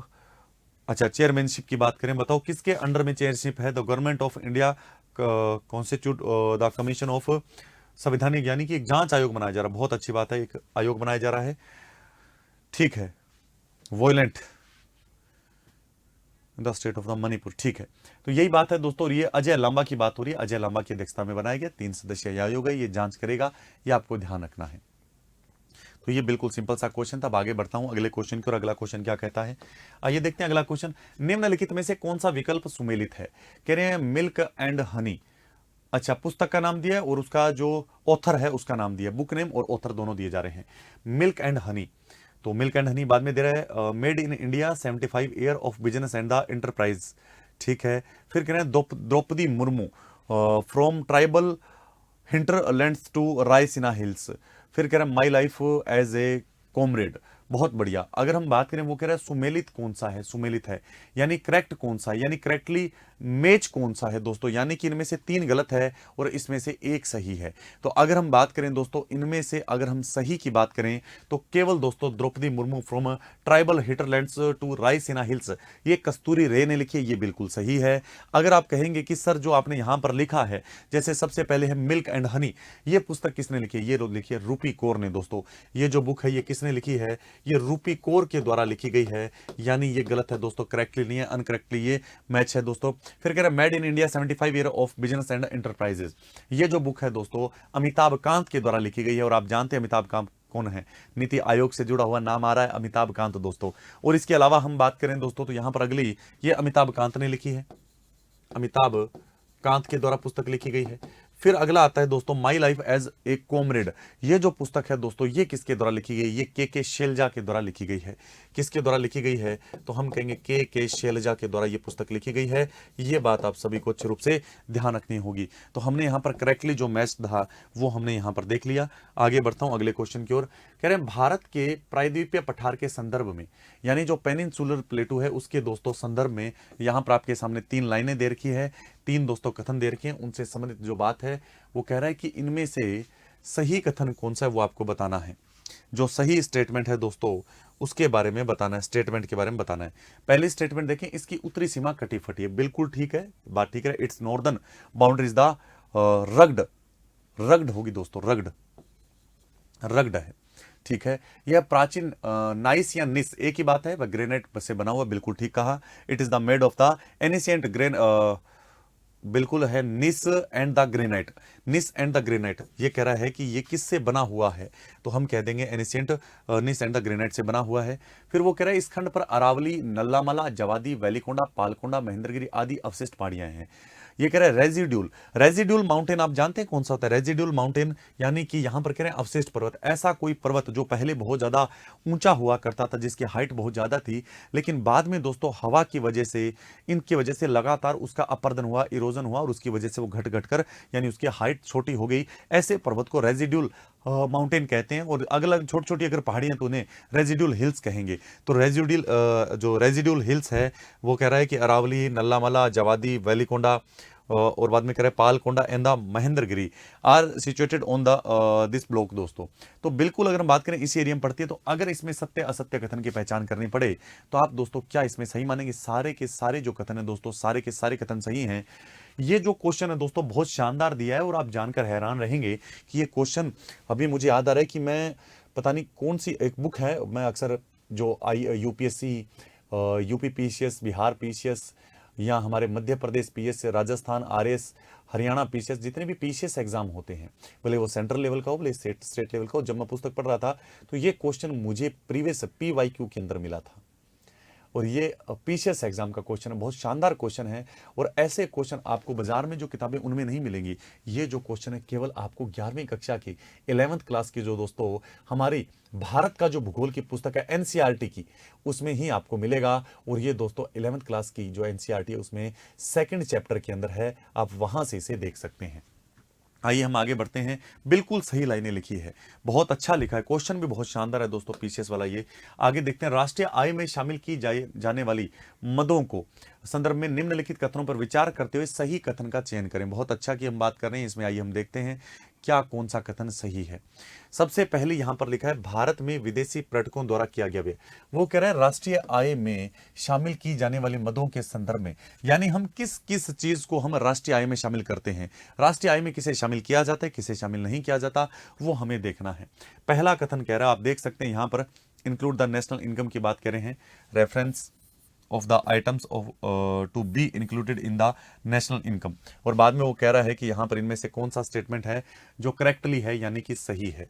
आइए हम बात करें करेक्ट स्टेटमेंट कौन सा है। पहला वो कह रहा है भारत में विदेशी पर्यटकों द्वारा किया गया व्यय, यानी जो हमारे दोस्तों जो विदेशी पर्यटक आते हैं उनके द्वारा दोस्तों यहाँ पर जो किया जाता है व्यय, क्या उसे, यानी जो हमारे यहाँ पर घूमने उन्होंने टैक्सी वाले को पैसा दिया, उन्होंने किसी भी मान लीजिए किसी हिस्टोरिकल पैलेस पर गए वहां पर उन्होंने पैसा दिया, तो वहां पर जो पैसा दिया जा रहा है उनके द्वारा वो खर्चा जो किया जा रहा है वो क्या हमारी राष्ट्रीय आय में शामिल होगा। तो यही तो क्वेश्चन है, राष्ट्रीय आय में शामिल की जाने वाली मदों के संदर्भ में निम्नलिखित कथनों पर विचार कीजिए। तो हम देखना हमें, तो मैं बिल्कुल कहूंगा वास्तव में ही वो लोग हमारे यहाँ पर देखने आ रहे हैं, वहां पर हमारे वो राष्ट्रीय आय में शामिल होगा बिल्कुल। 4 वो कह रहा है कि विदेशों में स्थित भारतीय बैंकों की शाखाओं द्वारा अर्जित लाभ, यानी कि दूसरे देश में जैसे कि अमेरिका है, कनाडा है, वहां पर हमारे जो दोस्तों बैंक है यहाँ के, उनके ब्रांचेस वहां पर है, और उनके द्वारा वहां पर दोस्तों पैसा क्या है लोन पर दिया जाता है। उस लोन से जो हमें ब्याज मिलता है, जो इंटरेस्ट मिलता है, वो इंटरेस्ट दोस्तों हमारे राष्ट्रीय नेशनल इनकम के अंदर काउंट किया जाएगा। प्रॉफिट यहां पर लिखा भी है दोस्तों, आप देख सकते हैं ब्रांचेस ऑफ इंडिया बैंक से, यानी जितने भी विदेशों के अंदर हमारी ब्रांचेज हैं उसके द्वारा जो दोस्तों प्रॉफिट हम इकट्ठा करते हैं, जितना भी हमारा दोस्तों इनकम है वो उसमें शामिल होगा नेशनल इनकम के अंदर। फिर कह रहा है भारत सरकार द्वारा सामाजिक सुरक्षा के अंदर, भारत सरकार द्वारा जो हमारी समाज की जो सुरक्षा है दोस्तों, इसकी हम बात करें सामाजिक सुरक्षा की, तो इसमें कह रहा है सामाजिक सुरक्षा के अंतर्गत अपने नागरिकों को दिए जाने वाली पेंशन और बेरोजगारी भत्ता, ये हमारी नेशनल इनकम में शामिल नहीं हो सकता। नेशनल इनकम का मतलब है सरकार को जो पैसा मिलता है, सरकार की जो इनकम है, इसमें तो सरकार से दोस्तों पैसा लग रहा है, ये इनकम में शामिल थोड़ी होगा। ये तो सरकार पैसा खर्च कर रही है, ये इनकम में शामिल नहीं हो सकता। तो आप देख सकते हैं दोस्तों जो हमारे यहाँ पर एम्प्लॉय है, जितने भी भारत सरकार द्वारा सामाजिक सुरक्षा के अंदर अपने नागरिकों को दी जाने वाली पेंशन, तो जितने भी हमारे दोस्तों क्या एम्प्लॉयमेंट यहाँ पर बिल्कुल given by the government of India to its citizens under social security, बिल्कुल। तो दोस्तों ये शामिल नहीं होता, इसमें खर्चा हो रहा है, उसकी इनकम नहीं है। ये भारतीय कंपनी द्वारा अपने कर्मचारियों को दिया जाने वाला वेतन दोस्तों, हाँ ये बात ठीक है, तो ये इसका सी ऑप्शन होगा, बिल्कुल ठीक है दोस्तों। आगे बढ़ता हूं, अगला क्वेश्चन, भारत द्वारा समुद्र शक्ति नामक द्विपक्षीय नौसैन्य अभ्यास किस देश की भागीदारी में आयोजित किया। यानी कि दोस्तों आप जानते हैं कि अक्सर 2 देशों के बीच में अभ्यास होता रहता है, उनमें से एक समुद्री अभ्यास है। यानी कि अगर हम बात करें, आप देख सकते हैं हाँ the bilateral naval exercise named Samudra Shakti organised by India in the partnership with which country, यानी कौन से देश के साथ मिलकर हमने इसका आयोजन किया है। तो पहली बात, हमने आयोजन किस देश के साथ मिलकर किया, हमें इस बात का पता होना चाहिए, किस देश के साथ मिलकर हमने इसका आयोजन किया है, पार्टनरशिप कौन है। अच्छा, इसका नाम क्या है, तो नाम हमने बता दिया है, समुद्र शक्ति है। और ये दोस्तों कैसा एक एक्सरसाइज है, नेवल एक्सरसाइज है। यानी कि दोस्तों आप जानते हैं कि अक्सर 2 देशों के बीच में अभ्यास होता रहता है, उनमें से एक समुद्री अभ्यास है। यानी कि अक्सर 2 देशों के बीच में अभ्यास होता रहता है, उनमें से एक समुद्री अभ्यास है। और ये दोस्तों कैसा एक एक्सरसाइज है, नेवल एक्सरसाइज है। नेवल यानी कि नौसेना का अभ्यास है। तो आप देख सकते हैं समुद्र शक्ति, श्रीलंका, ओमान, बांग्लादेश, इंडोनेशिया। आप देखिए समुद्र शक्ति, शक्ति की अगर हम बात करें समुद्र के अंदर, तो दोस्तों एक चीज का ध्यान रखना, श्रीलंका या ओमान या बांग्लादेश या इंडोनेशिया, ये समुद्र शक्ति जितने भी अभ्यास किए जाते हैं वो दोस्तों हमारे शक्ति को प्रदर्शन करने के लिए, किस प्रकार हम दूसरे दुश्मन दो देश हैं उनके सामने बता सकें कि हमारे पास पावर है, आप हमारे ऊपर आंख पे मत रख लेना। तो दोस्तों एक चीज सोच के देखिए, हमारे दुश्मन कौन है? पाकिस्तान, चाइना, दो देश हैं हमारे, दो देश, ये दो कंट्री दुश्मन हैं। आप सोच के देखिए कि चाइना कहां पर इंटरफेयर कर सकता है। वो दोस्तों जो आप देख सकते हैं, अक्सर दक्षिणी चीन सागर नाम आता है, एक पूर्वी चीन सागर नाम आता है, ईस्ट चाइना सी और दोस्तों साउथ चाइना सी, इन दोनों में इंटरफेयर करता है। काफी बड़े ये मतलब समुद्री क्षेत्र हैं दोस्तों, सी एरिया है। तो इनमें इंडोनेशिया का एरिया भी पड़ता है, वहां पर करता है। तो भारत ने इस देश के साथ मिलकर ये क्या किया है, नेवल एक्सरसाइज की है। ये बात आप सभी को अच्छे रूप से ध्यान रखनी होगी। नेवल एक्सरसाइज के अंदर हमारी पार्टनर कंट्री कौन थी? तो हम कहेंगे समुद्र शक्ति के अंदर इंडोनेशिया थी। हमारी पेशी कोशिकाओं में क्रैम्प आने का कारण क्या होता है? जो मसल सेल्स है दोस्तों उनके अंदर क्रैम्प, क्रैम्प का मतलब जानते हो दोस्तों? क्रैम्प का मतलब क्या होता है? जो जिम वाले होते हैं ना, जिम लवर जो होते हैं, जिम लवर के अक्सर क्रैम्प आता है। क्रैम्प का मतलब आप जानते हो दोस्तों? क्रैम्प का मतलब अक्सर दोस्तों हम बोलते हैं, आम भाषा में बोलते हैं कि नाड़ पे नाड़ चढ़ गई है अक्सर बोलते हैं कि एक जो हमारी जो दोस्तों मांसपेशी है वो दूसरे मांसपेशियों के ओवरलैप किया उसने, एक दूसरे के ऊपर चढ़ गई, जिसकी वजह से दर्द हो रहा है। इसे हम बोलते हैं क्रैम्प होना, और जोर से दर्द होगा एकदम। बाद में हम पैर को सीधा करते हैं, पैरों में ज्यादा आता है पर हम पैर को सीधा करते हैं, आपने देखा होगा। तो हमारी जो पेशी कोशिकाएं होती है उनके अंदर अगर हम बात करें दोस्तों, लैक्टिक अम्ल की बात हो रही है। हमारी पेशी को क्रैम्प आने का कारण क्या है? लैक्टिक अम्ल है, यानी cramp in muscle cells and can be the, ये पूछ रहा है कि क्यों आता है, कारण क्या है? तो हमने देख लिया, क्यूज के बारे में बात की है, जो है लैक्टिक एसिड की वजह से ये आता है। ये आप सभी को ध्यान रखना है। कभी कभी हमारी जो होता है दोस्तों, हमारी जो पेशियां होती है, हमारी जो मसल्स होती है, इनके अंदर दोस्तों ऑक्सीजन की क्या हो जाती है? कमी हो जाती है। इनके अंदर क्या होता है दोस्तों? हमारे ऑक्सीजन की कमी हो जाती है मसल सेल के अंदर, और इस वजह से दोस्तों क्या होता है, जो हमारा पायरूवेट होता है, पायरूवेट होता है, जो अन्य तीन कार्बन वाले जो अणु होता है लैक्टिक अम्ल, इसके अंदर पायरूवेट जो होता है वो दोस्तों लैक्टिक अम्ल में दोस्तों क्या हो जाता है? कन्वर्ट हो जाता है, और इसकी वजह से हमारे क्रैम्प आते हैं। ये आप सभी को ध्यान रखना है। अगर ऑक्सीजन की कमी आ गई हमारे मसल्स के अंदर, मसल सेल के अंदर, तो दोस्तों क्या होगा? जो हमारे मसल्स के अंदर एक पायरूवेट होता है, पायरूवेट किस में कन्वर्ट हो जाता है? तो आप सभी को अच्छे रूप से ध्यान रखना है, वो कन्वर्ट हो जाता है लैक्टिक अम्ल के अंदर। फिर हमने देखा है गुप्त काल में ब्राह्मणों को जो भूमि दान दी जाती थी उसे क्या कहा जाता था? उसे दोस्तों हम अग्रहार कहते थे। बिल्कुल सिंपल सा क्वेश्चन देखिए दोस्तों, कितना सरल क्वेश्चन है कि गुप्त काल में what was the land donated to Brahmins during the Gupta period की बात करें, गुप्ता पीरियड यानी कि गुप्त जो पीरियड रहा है, गुप्त काल रहा है, उसकी बात हुई तो अग्रहार कहा जाता था। बिल्कुल सिंपल क्वेश्चन है, इसमें कोई बड़ी बात भी नहीं है। अग्रहार अक्सर उस भूमि को कहा जाता था जो ब्राह्मणों को दान डोनेट कर दी जाती थी। और आप देख सकते हैं कि ब्राह्मण से दोस्तों अक्सर जो लैंड टैक्स होता था, भूमि जो कर होता था, या अन्य प्रकार के जो भी टैक्स होते थे वो नहीं लिए जाते थे। गुप्त काल में किसी भी प्रकार का ब्राह्मण से टैक्स नहीं लिया जाता था। और आप सभी को ध्यान रखना है, ब्राह्मण जो होता था वो अन्य कोई भी लोग है, जो कोई भी दोस्तों हमारे यहाँ के जो व्यक्ति हैं, लोकल जो हम बोलते हैं ना, अक्सर लोकल आदमी है, तो वो उनसे टैक्स ले, ब्राह्मण टैक्स ले सकता था, ब्राह्मण टैक्स देता नहीं था। ये बात आप सभी को अच्छे रूप से ध्यान रखनी है। अग्रहार शब्द जरूर ध्यान रख लीजिएगा दोस्तों। अगला क्वेश्चन देखिए, अगला क्वेश्चन है सूची एक का सूची 2 से मिलान कीजिए तथा सही कूट का चयन कीजिए। वो कह रहा है दोस्तों आपके सामने 2 लिस्ट दे रखी है, लिस्ट फर्स्ट और लिस्ट सेकंड। इनको दोस्तों सेलेक्ट करके इनका करेक्ट कोड क्या है ये बताना आपको। तो एक तरफ लिखा है लीडर्स और एक तरफ लिखा हुआ है दोस्तों हमारे संविधान निर्माण में भूमिका। तो रूल मतलब कि उनका रोल क्या रहा है कॉन्स्टिट्यूशन मेकिंग के अंदर, उनका क्या रोल रहा है, role in the constitution making के अंदर। तो मोतीलाल नेहरू, बी आर अम्बेडकर, फिर आप देख सकते हैं एच.सी. मुखर्जी और टी.टी. कृष्णामाचारी। बहुत अच्छा क्वेश्चन दिया है और ये क्वेश्चन भी देख रखा है मैंने परीक्षा के अंदर, बिल्कुल पीछे से एग्जाम में पूछा गया है।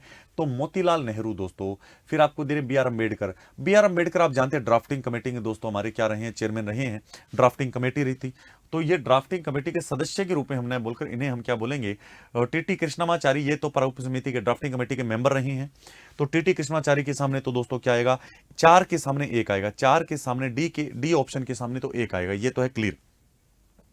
तो आप सभी को अच्छे रूप से ध्यान रखना है। डी ऑप्शन के सामने क्या आएगा, टीटी कृष्णाचारी है, जो दोस्तों आप सभी अच्छे रूप से, जैसे डीपी खेतान है, कृष्णाचारी है, ये कृष्णामाचारी है, ये सारे के सारे क्या है, ड्राफ्टिंग कमेटी के मेंबर रहे हैं, जबकि दोस्तों B R Ambedkar drafting committee के चेयरमैन रहे हैं। तो ये बात आप सभी को ध्यान रखनी है। इसमें डी के सामने ए क्या आ रहा है, देखो ये वाला जो है डी के सामने क्या आएगा, एक, क्योंकि इसमें ये मिल रहा है, हालांकि हमने एक मिला है, तो डी के सामने एक, देखो डी के सामने एक आ रहा है, नहीं आ रहा, ये दोनों ही गलत, इसमें भी नहीं आ रहा, तो इसका मतलब बी ऑप्शन होगा, बिल्कुल सिंपल है। तो आप देख सकते हैं ए के सामने मोतीलाल नेहरू दोस्तों 1958 में जब भारत का संविधान बनाया था, आप जानते हैं दोस्तों नेहरू कमेटी बनाएगी, तो नेहरू कमेटी ने हमारे संविधान निर्माण का काम किया था, तो आप जानते हैं 1928 की बात है, तो ये काम इन्होंने किया था। फिर आता B R Ambedkar drafting committee की बात की, एस मुखर्जी संविधान सभा के उपाध्यक्ष थे, तो बिल्कुल इसके अंदर कोई दिक्कत नहीं है, इसके वाइस प्रेसिडेंट रहे हैं कॉन्स्टिट्यूशनल असेंबली की। आगे अब बात करते हैं ऑस्ट्रेलिया के किस शहर में स्थित एक उपनगर हैरिस पार्क को अब लिटिल इंडिया के रूप में जाना जाए। क्या बात है, हैरिस पार्क का नाम लिटिल इंडिया कर दिया है। अभी मोदी जी दोस्तों ऑस्ट्रेलिया गए थे और वहां पर आप जानते हैं मोदीज बॉस, ये शब्द का प्रयोग किया था कि मोदी बॉस है दोस्तों ऑस्ट्रेलिया के। दोस्तों अभी आप जानते हैं सिडनी शहर के अंदर पहुंचे थे। सिडनी दोस्तों ऑस्ट्रेलिया का सबसे बड़ा शहर है, ये बात आप सभी जानते हैं। जैसे हमारे दोस्तों यहां पर दिल्ली है, अब दिल्ली के अंदर करोल बाग है, दिल्ली के अंदर दोस्तों अलग अलग एरिया है, जहांगीरपुरी है, कोई अलग अलग है, शाहीन बाग, अलग अलग एरिया है। उसी प्रकार ऑस्ट्रेलिया दोस्तों सिडनी के अंदर एक छोटा सा कस्बा पड़ता है जिसका नाम है हैरिस पार्क है, उसका नाम अब लिटिल इंडिया कर दिया है। ये बात आप सभी को अच्छे रूप से जानते हैं। सिडनी के अंदर पड़ता है, सिडनी गए थे, तो आप देख सकते हैं Harris park in the located in which city of the Australia will no be known as the little India, यानी इसका नाम अब लिटिल इंडिया क्या है, वो एरिया कहां पर पड़ता है, बिल्कुल सिंपल सा है। बाजार कीमत पर सकल राष्ट्रीय उत्पाद ज्ञात करने के लिए सकल घरेलू उत्पाद में किसे जोड़ा जाता है। बाजार कीमत पर सकल राष्ट्रीय उत्पाद, बिल्कुल सकल राष्ट्रीय उत्पाद की बात हो रही है, तो इसको सकल राष्ट्रीय उत्पाद को ज्ञात करने सकल घरेलू उत्पाद में किसे जोड़ा जाता है, तो बिल्कुल सिंपल सा है दोस्तों। इसका अगर हम यहां पर देखिए, what is added to the gross domestic product to arrive at the gross national product at market price, तो ये कह रहा है बाजार कीमत पर सकल राष्ट्रीय उत्पाद ज्ञात करनी है। बाजार कीमत पर हमें क्या करनी है, सकल राष्ट्रीय उत्पाद को ज्ञात करना है, पता लगाना है। तो इसके सकल घरेलू उत्पाद में किसे जोड़ा जाएगा, विदेशों से प्राप्त निवल आय को, मूल्यह्रास को, बिल्कुल दोस्तों हम किसको जोड़ेंगे, तो हम यही कहेंगे कि हम इसके अंदर जो नेट इनकम फ्रॉम जो हमारी है विदेशी मूल्यों से प्राप्त जो निवल आय है, शुद्ध आय है, उसको हम जोड़ देंगे, आपको ध्यान रखना होगा। तो बिल्कुल सिंपल सा क्वेश्चन है, ये हमने देखा। आगे बढ़ता हूं अगले क्वेश्चन की, और अगला क्वेश्चन क्या कहता है, एक बार इसके क्वेश्चन को देखिए, इतने में पानी पीकर फिर हम आगे बढ़ते हैं। बिल्कुल सिंपल सा क्वेश्चन था, ये हमने देख लिया है।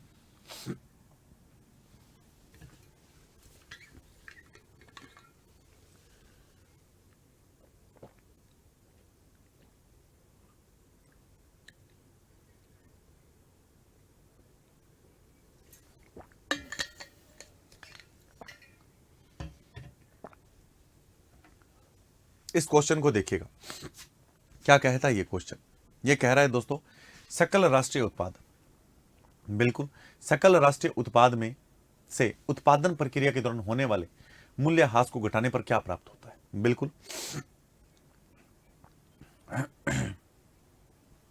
ठीक है, ग्रोस नेशनल प्रोडक्ट की बात हो रही है यहां पर, ग्रोस नेशनल प्रोडक्ट, ठीक है। तो इसमें से घटाने पर क्या प्राप्त होता है, निवल राष्ट्रीय उत्पाद, net national product, gross national product, gross domestic product, net domestic product, क्या प्राप्त होता है। तो हम कहेंगे इसमें से हमें नेट नेशनल प्रोडक्ट प्राप्त होता है। ये आप सभी को नॉर्मल सा क्वेश्चन है, इसमें कोई बड़ी बात नहीं है। हमें दोस्तों एनएनपी की अगर हम बात करें, एनएनपी की दोस्तों ध्यान रखना, एनएनपी किसके बराबर होता है, सकल राष्ट्रीय उत्पाद में से। आपको ध्यान रखना है दोस्तों बिल्कुल सिंपल से, कि अगर आप मूल्यह्रास करते हो, उत्पादन प्रक्रिया के दौरान मूल्यह्रास घटा दिया जाए, जो नुकसान उसे घटा दिया जाए, तो दोस्तों जीएनपी में से ये घटा दिया जाए, तो स्पष्ट सी बात है हमें क्या प्राप्त होगा, एनएनपी होगा। तो ये सिंपल सा क्वेश्चन। आगे बढ़ता हूं अगला क्वेश्चन, निम्नलिखित में से किस पुरास्थल से राख के अवशेष प्राप्त हैं। राख तो आप सभी जानते होंगे, राख क्या होती है, सिंपल सा है दोस्तों, हैवे रिमेन्स, ठीक है। हमें इसमें देखना है निम्नलिखित में से ऐसा कौन सा स्थान है, यानी ऐसा कौन सा दोस्तों आर्कियोलॉजिकल साइट है जहां से हमें राख मिली है। आप जानते हैं लकड़ी के जलने के बाद राख ही बचती है, तो ये कहां से हुई है, तो दोस्तों हम ये कहेंगे ये कुरनूल पड़ता है, आप देख सकते हैं कर्नाटक के अंदर। तो चार ऑप्शन आपके सामने दे रखे हैं यहाँ पर, आदि चन्नलूर, कुरनूल, हुसंगी, भीमबेटका, ये कुरनूल से प्राप्त हुई है। तो किस पुरास्थल से राख के अवशेष प्राप्त हुए हैं वो आप सभी को ध्यान रखना है दोस्तों। दक्षिणी भारत के अंदर कुरनूल एरिया है, वहां पर कुरनूल के अंदर गुफाएं हैं। केव्स हैं, कुरनूल केव्स हैं दोस्तों साउथ इंडिया के अंदर। वहां पर क्या है, पूरा पाषाण कालीन, आप जानते हैं पाषाण काल को अलग पूरा पाषाण है, नव पाषाण है, आद्य पाषाण से बांटा जाता है। तो वहां पर अगर हम बात करें दोस्तों, जैसे आपने नाम सुना होगा पैलियोथिक पीरियड जो हमारा रहा है, उसके अंदर दोस्तों राख के अवशेष हमें मिले हैं। तो ये बात आप सभी को अच्छे रूप से ध्यान रखना होगा, बिल्कुल सिंपल सा है। यानी कि वहां पर अगर राख मिले तो कहीं ना कहीं हमें यह जानकारी मिल रही है कि वहां के लोगों को शायद आग जलानी आ गई होगी, वहां के लोगों ने शायद आग के बारे में जानकारी होगी, क्योंकि दोस्तों आग जलेगी तभी तो राख मिलेगा।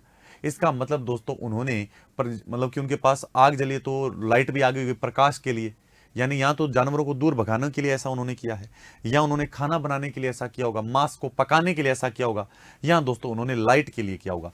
इन तीनों चीजों के लिए पड़ता है। या तो हम देखते हैं कि अक्सर हम रात को कई बार लालटेन होती है हमारे एक, उसको जला लेते थे, तो या तो हम रोशनी के लिए जलाते थे, या दोस्तों आग जलाते हैं चूल्हे पर हम खाना बनाने के लिए, या दोस्तों खतरनाक कोई जानवर आ जाता है उसे डराने के लिए हम करते हैं। तो ये तीन चीजों के लिए मिला कहां से वो हमने देख लिया है।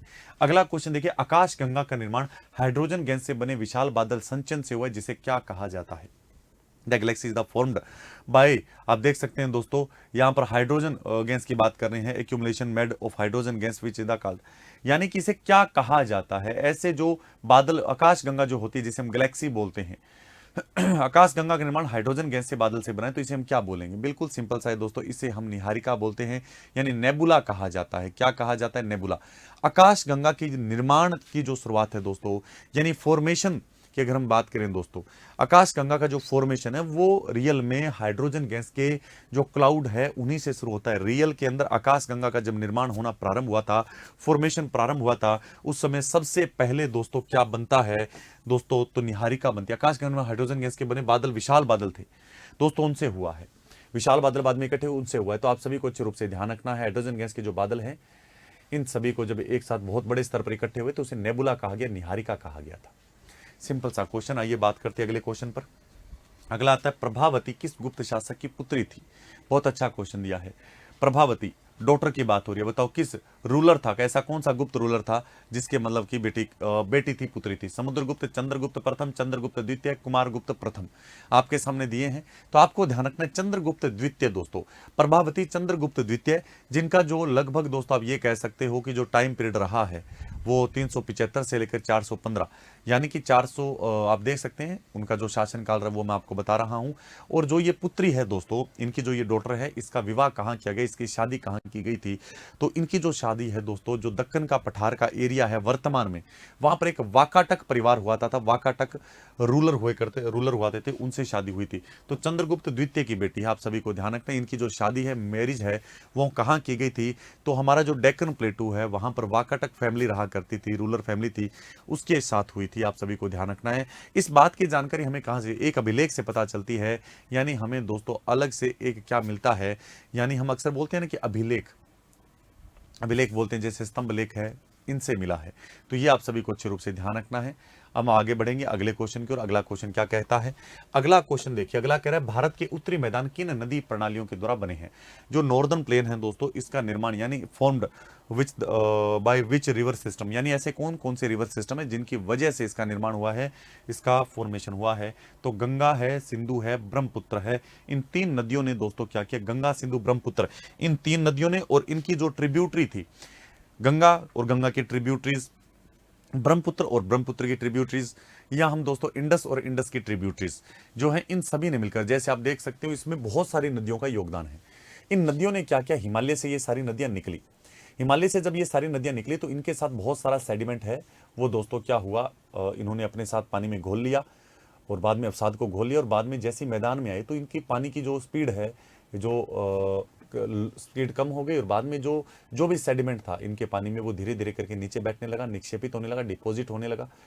यानी यहाँ पर आकर इन्होंने मतलब उत्तर जो नॉर्दर्न प्लेन आज है, इसके अंदर जो जलोढ़ मिट्टी, ये सारी की सारी नदियों के द्वारा हिमालय से बहाकर लाई गई है। ये आपको ध्यान रखना है, बिल्कुल सिंपल सा है। इन तीन नदियों ने बनाया है, ये आप जानते हैं, बस बिल्कुल सिंपल क्वेश्चन। अगले क्वेश्चन की ओर हम बढ़ते हैं। अगला क्वेश्चन क्या है? नीचे एक कथन है और एक कारण दिया गया है। प्रत्येक सामाजिक विभिन्नता सामाजिक विभाजन का रूप नहीं लेती। प्रत्येक सामाजिक विभिन्नता, ठीक है, सामाजिक विभाजन का रूप नहीं लेती। सामाजिक विभाजन तब होता है जब कुछ सामाजिक अंतर अन्य विभिन्नताओं से ज्यादा महत्वपूर्ण हो जाते हैं। इसमें दोस्तों ए ऑप्शन बिल्कुल सही है। यानी ए और आर दोनों सत्य हैं और दोनों की बात करें आर ए की सही व्याख्या कर रहा है। गौर से देखिए, प्रत्येक सामाजिक विभिन्नता आप देख सकते हैं यहां पर लिखा हुआ है, यहां पर बिल्कुल कि नीचे एक आपके सामने कथन दे रखा है, एक आपको रीजन दे कारण दे रखा है और आपको बताना है इसमें से क्या बताना है, सही विकल्प चुनना है, यानी कि जो सही है वो सही बताना है, यानी करेक्ट ऑप्शन आपको सिलेक्ट करना है। इसमें से सही हमने सिलेक्ट कर लिया है ए ऑप्शन दोस्तों, both A and R correct and R is the correct explanation of A, यानी कि ये आर बिल्कुल करेक्ट एक्सप्लेनेशन कर रहा है। प्रत्येक सामाजिक विभिन्नता सामाजिक विभाजन का रूप नहीं ले सकती, यानी समाज के अंदर बहुत सारी विभिन्नताएं होती है। समाज में दोस्तों बहुत सारी विभिन्नताएं होती है, क्योंकि समाज के अंदर बहुत बड़ा एक समाज होता है, समाज में अलग अलग समुदाय होते हैं। अब समुदायों के अंदर अलग अलग विभिन्नता हो सकती है, कोई बड़ी बात नहीं है। तो प्रत्येक विभिन्नता समाज का विभाजन नहीं कर सकती कि समाज में ये विभिन्नता, अब समाज का विभाजन और कर लेते हैं और इसे छोटा कर देते हैं, ऐसा नहीं हो सकता। सामाजिक विभाजन तब होता है, समाज का विभाजन कब होता है, कब समाज टूटता है, जब सामाजिक अंतर अन्य विभिन्नताओं से ज्यादा महत्वपूर्ण हो जाते हैं। समाज के जो अंतर हैं वो बहुत ज्यादा हो जाए, इस वजह से होता है। तो बिल्कुल सिंपल क्वेश्चन है, इसमें कोई बड़ी बात भी नहीं है। अब अगले क्वेश्चन की ओर बढ़ते हैं। हमारा अगला क्वेश्चन क्या है, अगला क्वेश्चन देखिए, एकीकृत की बात हो रही है तो कह रहे हैं निर्देशित मिसाइल विकास कार्यक्रम, एकीकृत निर्देशित मिसाइल विकास कार्यक्रम जिसे हमने IGMDP कहते हैं के तहत निम्नलिखित में से किस मिसाइल का विकास नहीं किया गया है। पृथ्वी, अग्नि, ब्रह्मोस और आकाश, चार ऑप्शन दिए हैं। ब्रह्मोस का विकास इसके तहत नहीं हुआ है, तो आप देख सकते हैं कौन सा कह रहे हैं, missile was the not developed under the integrated guided missile development programme. इसका पूरा दोस्तों पहली बात तो इसकी फुल फॉर्म भी ध्यान रखो आप, इसकी फुल फॉर्म आपको ध्यान रखना होगा। तो आपके सामने integrated guided missile development programme दोस्तों ये है। इसमें कह रहे हैं कि इस प्रोग्राम के तहत दोस्तों हमने कौन सी मिसाइल को डेवलप नहीं किया है, नहीं कर रहे, तो वो बताना है। तो ब्रह्मोस को हम डेवलप नहीं कर रहे। ये जो प्रोग्राम है दोस्तों 1983 के अंदर हमने शुरू कर दिया था। 1983 के अंदर दोस्तों हमने क्या किया है, इस प्रोग्राम को शुरू किया है। इसके तहत हम कौन सी मिसाइल है जिसे डेवलप कर रहे हैं, पृथ्वी है, त्रिशूल है, आकाश है, नाग है, इन सभी को डेवलप कर रहे हैं। तो आपको ध्यान रखना कौन कौन सी, पृथ्वी है, त्रिशूल है, आकाश है और एक और कौन सी है, नाग है। इन चार को डेवलप कर रहे हैं, यानी कि इसको डेवलप कर रहे हैं, इसको डेवलप कर रहे हैं, इसको डेवलप कर रहे हैं, इसको डेवलप कर रहे हैं, इसको डेवलप नहीं कर रहे। तो ये आपको ध्यान रखना है, बी ऑप्शन इसका सही आंसर माना जाएगा। ये आप सभी को ध्यान रखना है। ब्रह्मोस मिसाइल, पहली बात दोस्तों इस प्रोग्राम के तहत केवल वही मिसाइलों को डेवलप किया जाता है, उन्हीं मिसाइल्स को डेवलप किया जा सकता है जो पूर्ण रूप से भारत के द्वारा बनाई जाती हो। अब सोच के देखिए, ब्रह्मोस क्या अकेला भारत बनाता है? नहीं, ब्रह्मोस दोस्तों भारत और रूस के द्वारा, इन दोनों के द्वारा मिलकर बनाई जाती है, यानी ये जॉइंटली डेवलप्ड है। जो ब्रह्मोस है ये जॉइंटली डेवलप्ड है रशिया और दोस्तों किसके द्वारा, इंडिया के द्वारा। तो जो जॉइंट रूप से डेवलप है उसको दोस्तों आप जानते हैं कि वो ऐसे इस प्रोग्राम के तहत डेवलप नहीं की जा सकती, यानी integrated guided missile development programme के तहत डेवलप नहीं की जा सकती। आपको ध्यान रखना है। ब्रह्मोस आप देख सकते हैं कि ब्रह्मपुत्र भारत की नदी है और रूस के अंदर एक मोस्कवा नदी है, मोस्का उसी के तट पर है, मोस्कवा नदी के तट पर। तो आप जानते हैं इन नदियों के दोस्तों ब्रह्मोस, इन दोनों नदियों के नाम को मिलाकर दोस्तों इसका नाम रखा गया है, ये आप जानते हैं। तो आपको ध्यान रखना है कि integrated guided missile development programme है, ये 1983 में शुरू किया गया था और इसके तहत केवल 4 मिसाइलें हैं, पृथ्वी है, नाग है, आकाश है और अग्नि है। ये 4 डेवलप की जा रही है, ब्रह्मोस नहीं है, ये जॉइंटली डेवलप्ड है। ये आपको ध्यान रखना होगा। मोस्कवा और ब्रह्मपुत्र नदियों के नाम पर इसका नाम ब्रह्मोस रखा गया है। भारतीय पुरातत्व सर्वेक्षण के पहले जनरल कौन थे? बहुत अच्छा क्वेश्चन दिया है। अगर हम बात करें दोस्तों तो आपको ध्यान रखना अलेक्जेंडर कनिंघम। अलेक्जेंडर कनिंघम की हम बात करें तो जब भी हड़प्पा सभ्यता की बात आती है तो कहते हैं कि जरूर आपने हड़प्पा सभ्यता के बारे में सुना होगा कि हड़प्पा जो सभ्यता है उसकी खोज किसने की थी 1826 में।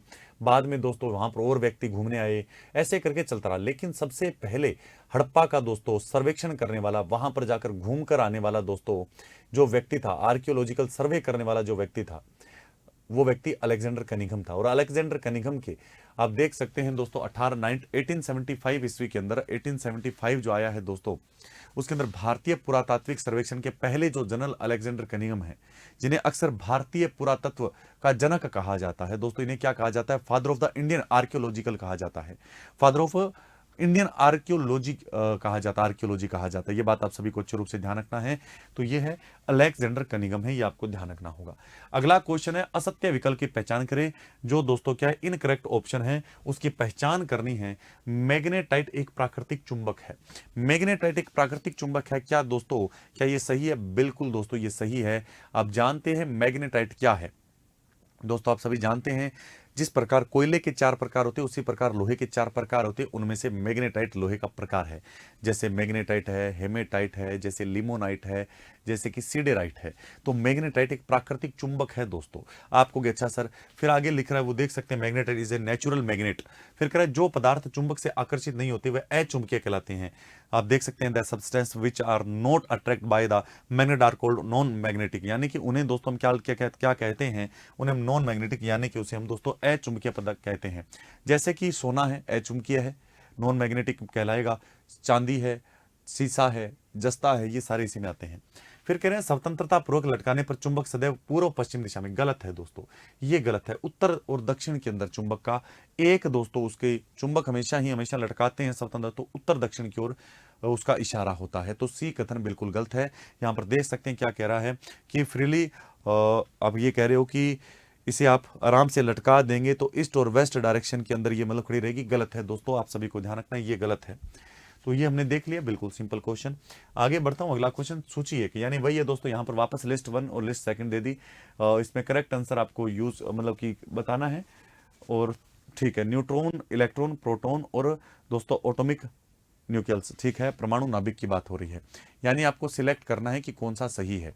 बिल्कुल हम इसे सिलेक्ट करेंगे और इसमें से हम देखें दोस्तों तो हम ये कहेंगे न्यूट्रॉन का आविष्कार किसने किया था, इसके इन्वेंटर कौन थे। तो आइए हम देखते हैं न्यूट्रॉन की अगर हम बात करें तो इसके दोस्तों कौन रहे हैं। तो मैं कहूंगा न्यूट्रॉन की खोज करने वाला जो व्यक्ति है वो दोस्तों जेम्स चैडविक रहा है। कौन रहा है? जेम्स चैडविक रहा है। तो ए के सामने 4 आएगा, ए के सामने 4 सिर्फ एक ही ऑप्शन में है और वो है दोस्तों ए ऑप्शन। तो बी के सामने एक है इलेक्ट्रॉन की जे टॉमसन ने की है। फिर सी के सामने 3 है प्रोटॉन की ई गोल्डस्टीन ने की है और परमाणु नाभिक की ई रदरफोर्ड ने की है। बिल्कुल सिंपल क्वेश्चन है दोस्तों, आप देख सकते हैं। अगला क्वेश्चन है, यदि एक वस्तु का द्रव्यमान की बात हो रही है, यहां पर एक वस्तु का द्रव्यमान 5 मतलब की केजी है, यानी इतना किलोग्राम है, तथा इसका त्वरण 10 m पर सेकंड स्क्वायर है, तो इस वस्तु का कार्यरत बल होगा। बहुत अच्छा क्वेश्चन दिया है, अच्छे लेवल का क्वेश्चन है दोस्तों ये। तो आप सभी को ध्यान रखना इसका आंसर क्या हो सकता है। अगर हम बात करें दोस्तों, यदि एक वस्तु का, वो कह रहा है if the mass of an object is 5 kg and its acceleration is the 10 m second square, then the force acting on this object will be, ठीक है, इस वस्तु पर कार्यरत बल होगा। अगर हम बात करें तो इसका एक फॉर्मूला होता है, बल किसके बराबर होता है। बल हमेशा ही दोस्तों जो मास होता है, जो द्रव्यमान होता है, और त्वरण जो शब्द का हम प्रयोग करते हैं, ठीक है, त्वरण शब्द का जो प्रयोग करते हैं, ये लीजिए त्वरण शब्द ये रहा और ये रहा। इन दोनों का जब दोस्तों ध्यान रखना, जो हमारा बल होता है, जो फोर्स होता है, अगर हम बात करें दोस्तों, इसका फॉर्मूला ये होता है, आप सभी को ध्यान रखना होगा। इसका फॉर्मूला है, जैसे कि आप देखेंगे,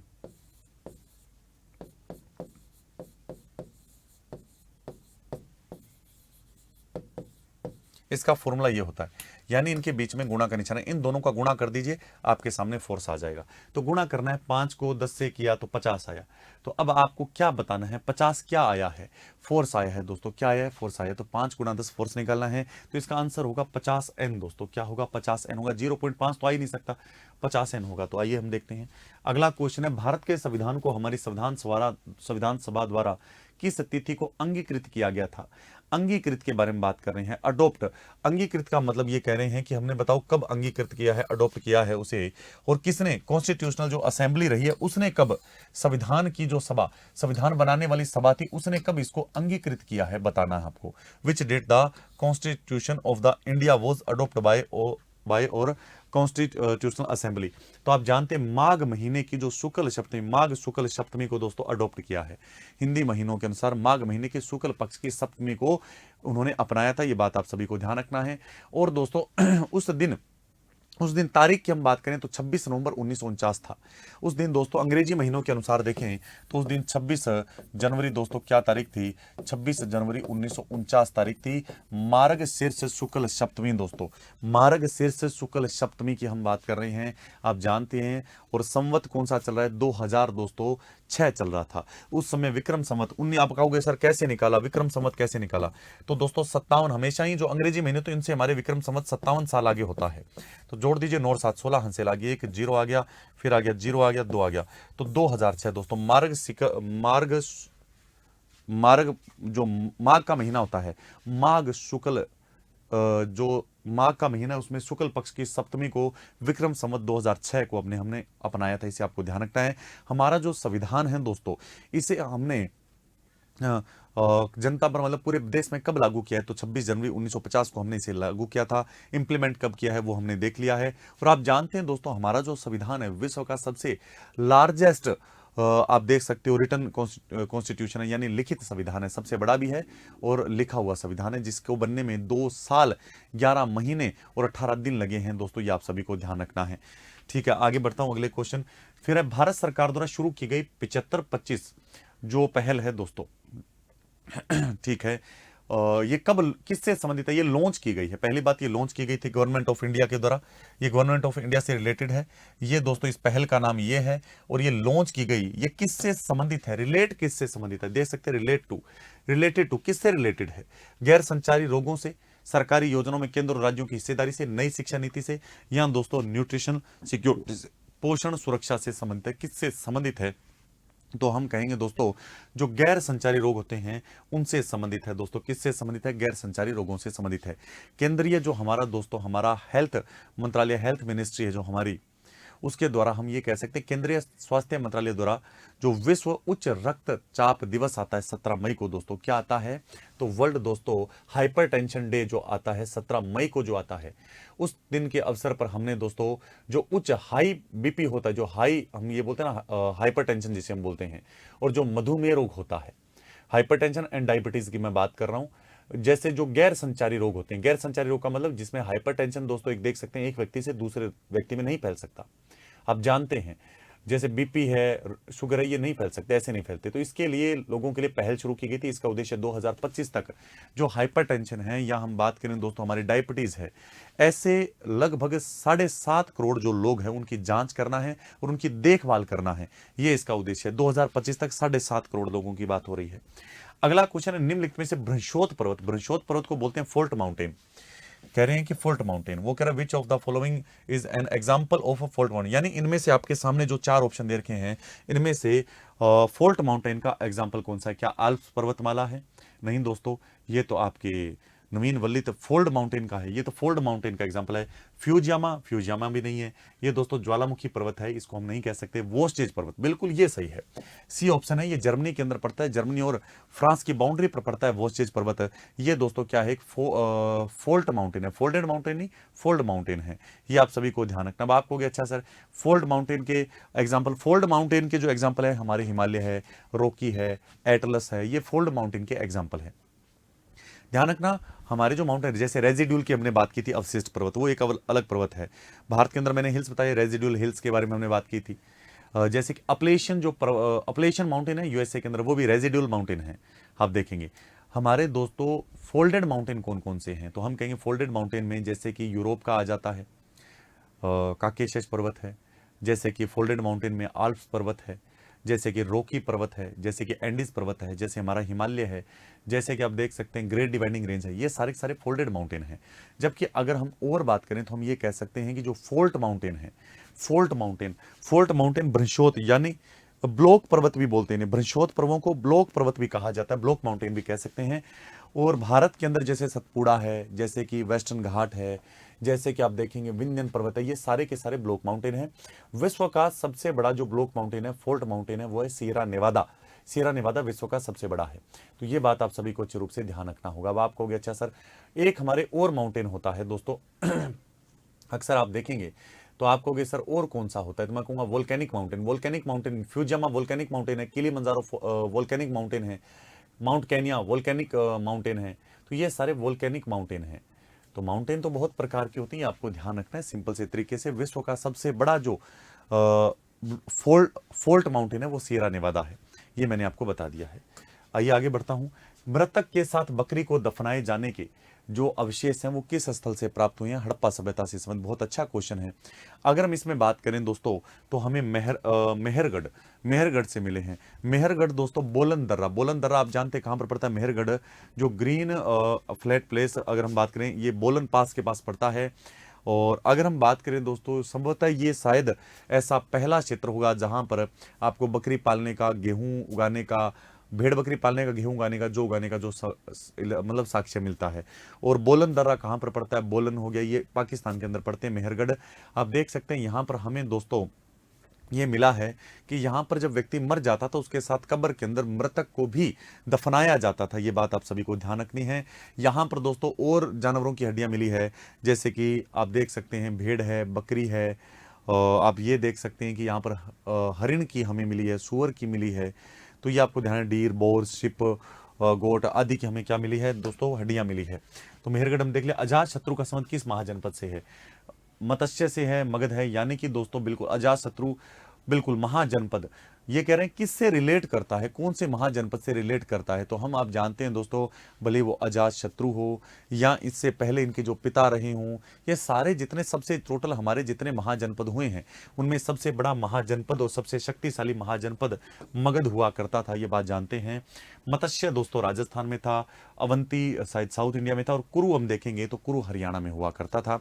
ये आप जानते हैं दोस्तों कि बिंबिसार, अजात शत्रु, ये सारे महापद्मनंद, ये सारे के सारे मगध महाजनपद से संबंध रखते हैं। ये बहुत महत्वाकांक्षी राज्य हम बोल सकते हैं, कारण क्योंकि मतलब साम्राज्य विस्तार जिनकी नीति थी, साम्राज्य को फैलाना जिनकी नीति थी, ये हम इनके बारे में बात कर सकते हैं। आइए हम अगले क्वेश्चन की ओर चलते हैं। अगला क्वेश्चन है, किसी परमाणु दोस्तों में हम बात करें, प्रोटॉनों की संख्या 11 है, उन्होंने कह दिया कि कोई परमाणु है, संख्या 11 है, तथा न्यूट्रॉनों की संख्या 12 है, तो एक्स की द्रव्यमान क्या होगा? तो हम इसमें बात कर सकते हैं क्या होगा, तो बिल्कुल सिंपल सा है दोस्तों। इसमें क्या हम कह सकते हैं, इसमें क्या होगा, तो हम कहेंगे दोस्तों कि आपको परमाणु दे दिया कि एक परमाणु एक्स है, एक परमाणु एक्स है, इसमें प्रोटॉनों की संख्या इतनी है तथा न्यूट्रॉनों की संख्या इतनी है, तो एक्स का द्रव्यमान क्या होता है? द्रव्यमान हमेशा ही अगर आप प्रोटॉन और न्यूट्रॉन की संख्या को जोड़ दोगे, प्रोटॉन और न्यूट्रॉन की संख्या को जोड़ोगे तो परमाणु के अंदर आपको द्रव्यमान का पता चल जाएगा। द्रव्यमान संख्या कब पता चलेगी? किसी भी परमाणु, यानी कोई भी परमाणु है दोस्तों, आप सभी को अच्छे रूप से ध्यान रखना है क्या चीज है, कोई भी परमाणु है, अगर आपको परमाणु की संख्या का पता लगाना है, एटम के अंदर जो दोस्तों उसके नंबर कौन से हैं, कितने नंबर हैं, तो हमें उसके नंबरों को बता सकते हैं कि हम प्रोटॉन और न्यूट्रॉन की संख्या को जोड़ दीजिए, आ जाएगा।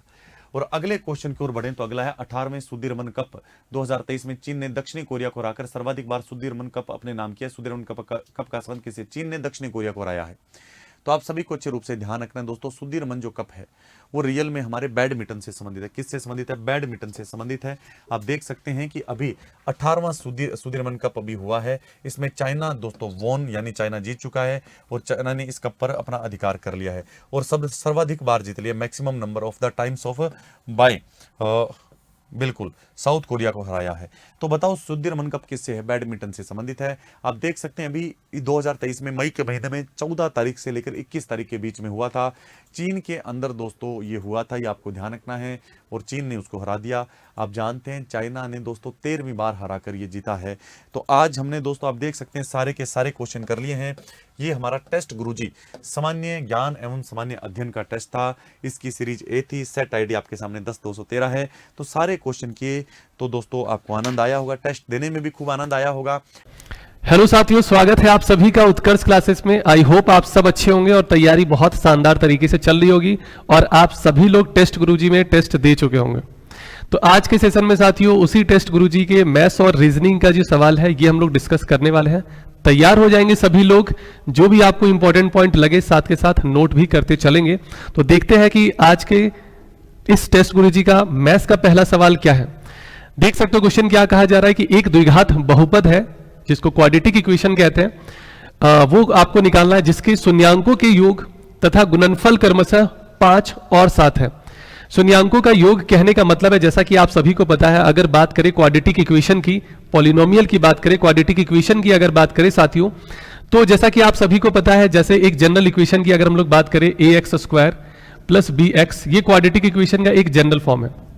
अगर यहां पे बात करें इनके रूट्स का सम, देखो यहां लिखा गया फाइंड अ क्वाड्रेटिक इक्वेशन या quadratic polynomial whose sum and product of zeros are 5 and 7 respectively. Clear है? तो साथियों देखेंगे रूट्स की अगर बात करेंगे तो अल्फा प्लस बीटा जो है ये होता है आपका -b/a, और अल्फा इंटू बीटा अगर हम लोग बात करेंगे साथियों तो ये क्या होता है भाई, c/है।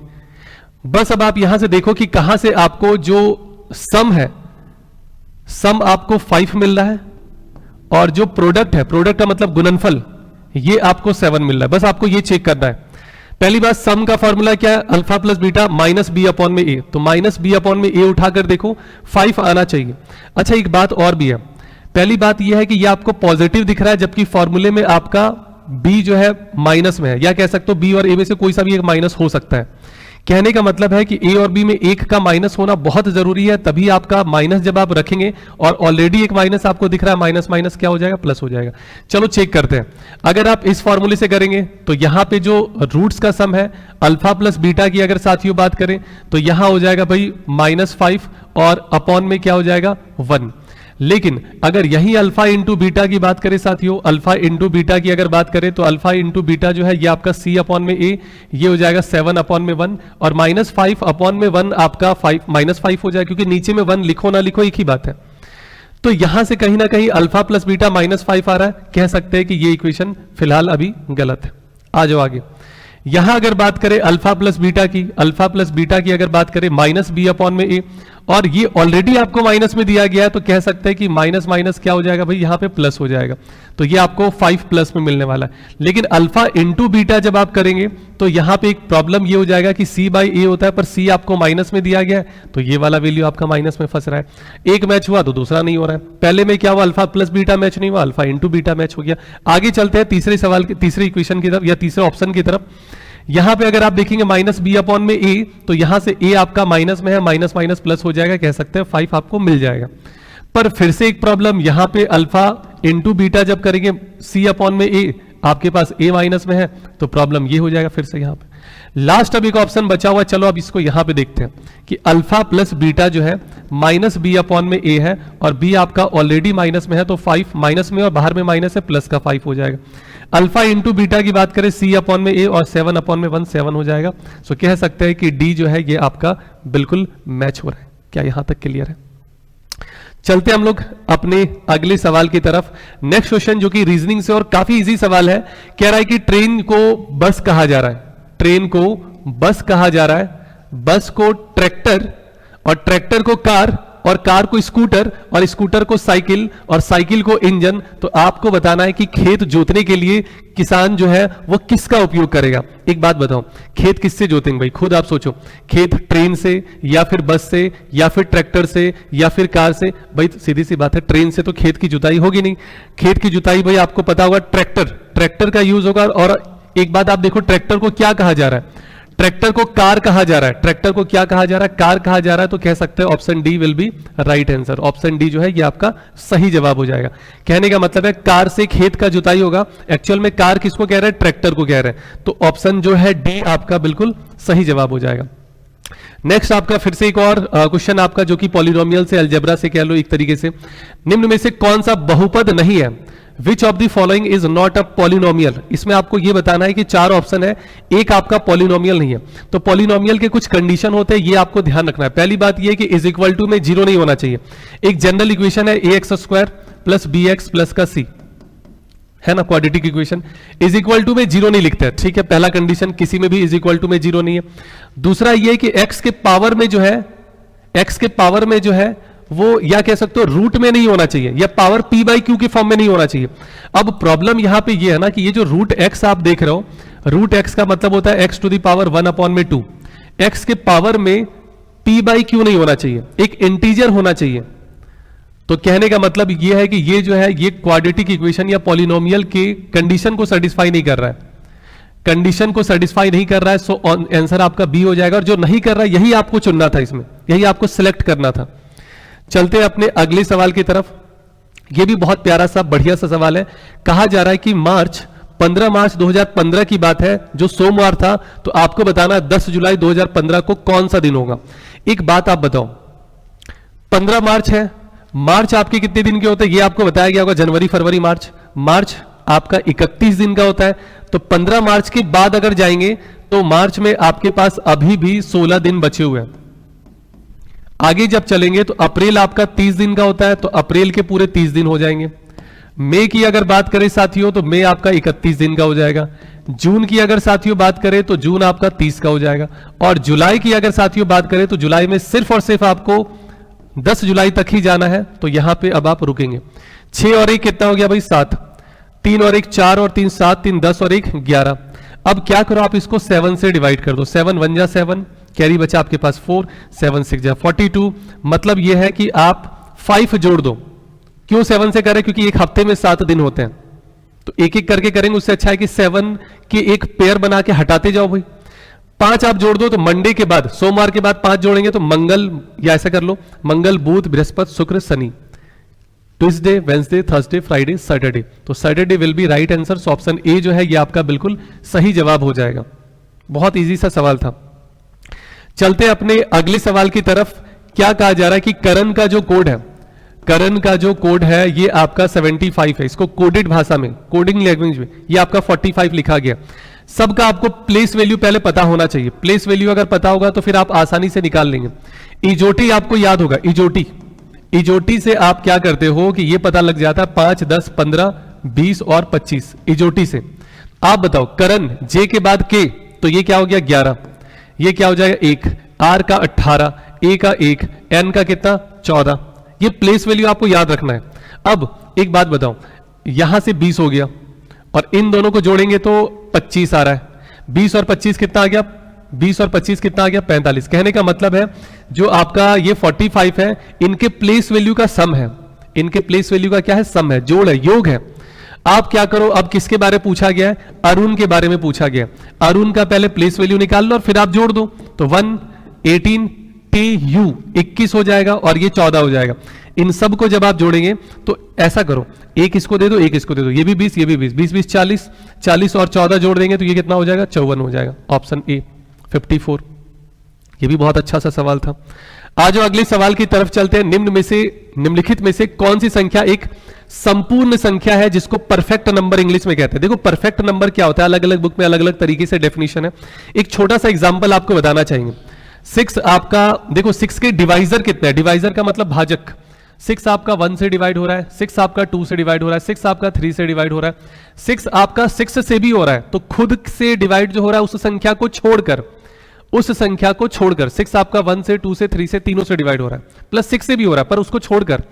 अब एक अच्छी बात यह है ना कि इन तीनों को जब आप जोड़ेंगे तो ये आपको 6 के बराबर मिल जाएगा। यही आपका परफेक्ट नंबर है। अगर कभी भी उसके जितने डिवाइजर है एक्सेप्ट ओन नंबर, मतलब जो वो संख्या उसको छोड़कर, अगर सबका सम उस संख्या के बराबर आ जाए तो समझ लेना वो परफेक्ट स्क्वायर है, परफेक्ट नंबर है। तो चलिए देखते हैं। सबसे पहले 8 1 से डिवाइड होगा, 2 से डिवाइड होगा, 4 से डिवाइड होगा। इनको जोड़ने पर 8 आ रहा है तो आपका जवाब होगा सर नहीं। अगला है 21 1 से डिवाइड हो रहा है, 3 से हो रहा है, 7 से हो रहा है। इनको जोड़ने पर 21 बिल्कुल भी नहीं आएगा। 18 की बात करें 1 से हो रहा है, 2 से हो रहा है, 3 से हो रहा है, 6 से हो रहा है, 9 से हो रहा है। तो देख लो जोड़कर 6 3 9 9 9 18 2 20 और 1 21, यहां भी नहीं हो रहा है। आगे जब चलेंगे एक लास्ट बचा हुआ, अब यहीं से उम्मीद है 1 है, 2 है, 4 है, 7 है, 14 है। तो देख लेते एक बार। 14 और 7 21, 21 और 4 25, 25 और 2 27 और 1 28, यहां से 28 मैच हो रहा है। सो 28 will be a perfect number. 28 जो है वो एक आपका परफेक्ट स्क्वायर है, परफेक्ट नंबर है, सॉरी परफेक्ट नंबर है आपका। क्लियर है? तो ये आपके मैथ्स और रीजनिंग के सवाल थे टेस्ट गुरुजी के। उम्मीद है कि सारे क्वेश्चन आप कर लिए होंगे और जो भी डाउट जिस भी सवाल में होंगे वो डाउट भी आपके कहीं ना कहीं दूर हो गए होंगे। तो मिलेंगे इसी तरीके से हम लोग अपने अगले सेशन में। अभी के लिए फिलहाल थैंक यू साथियों।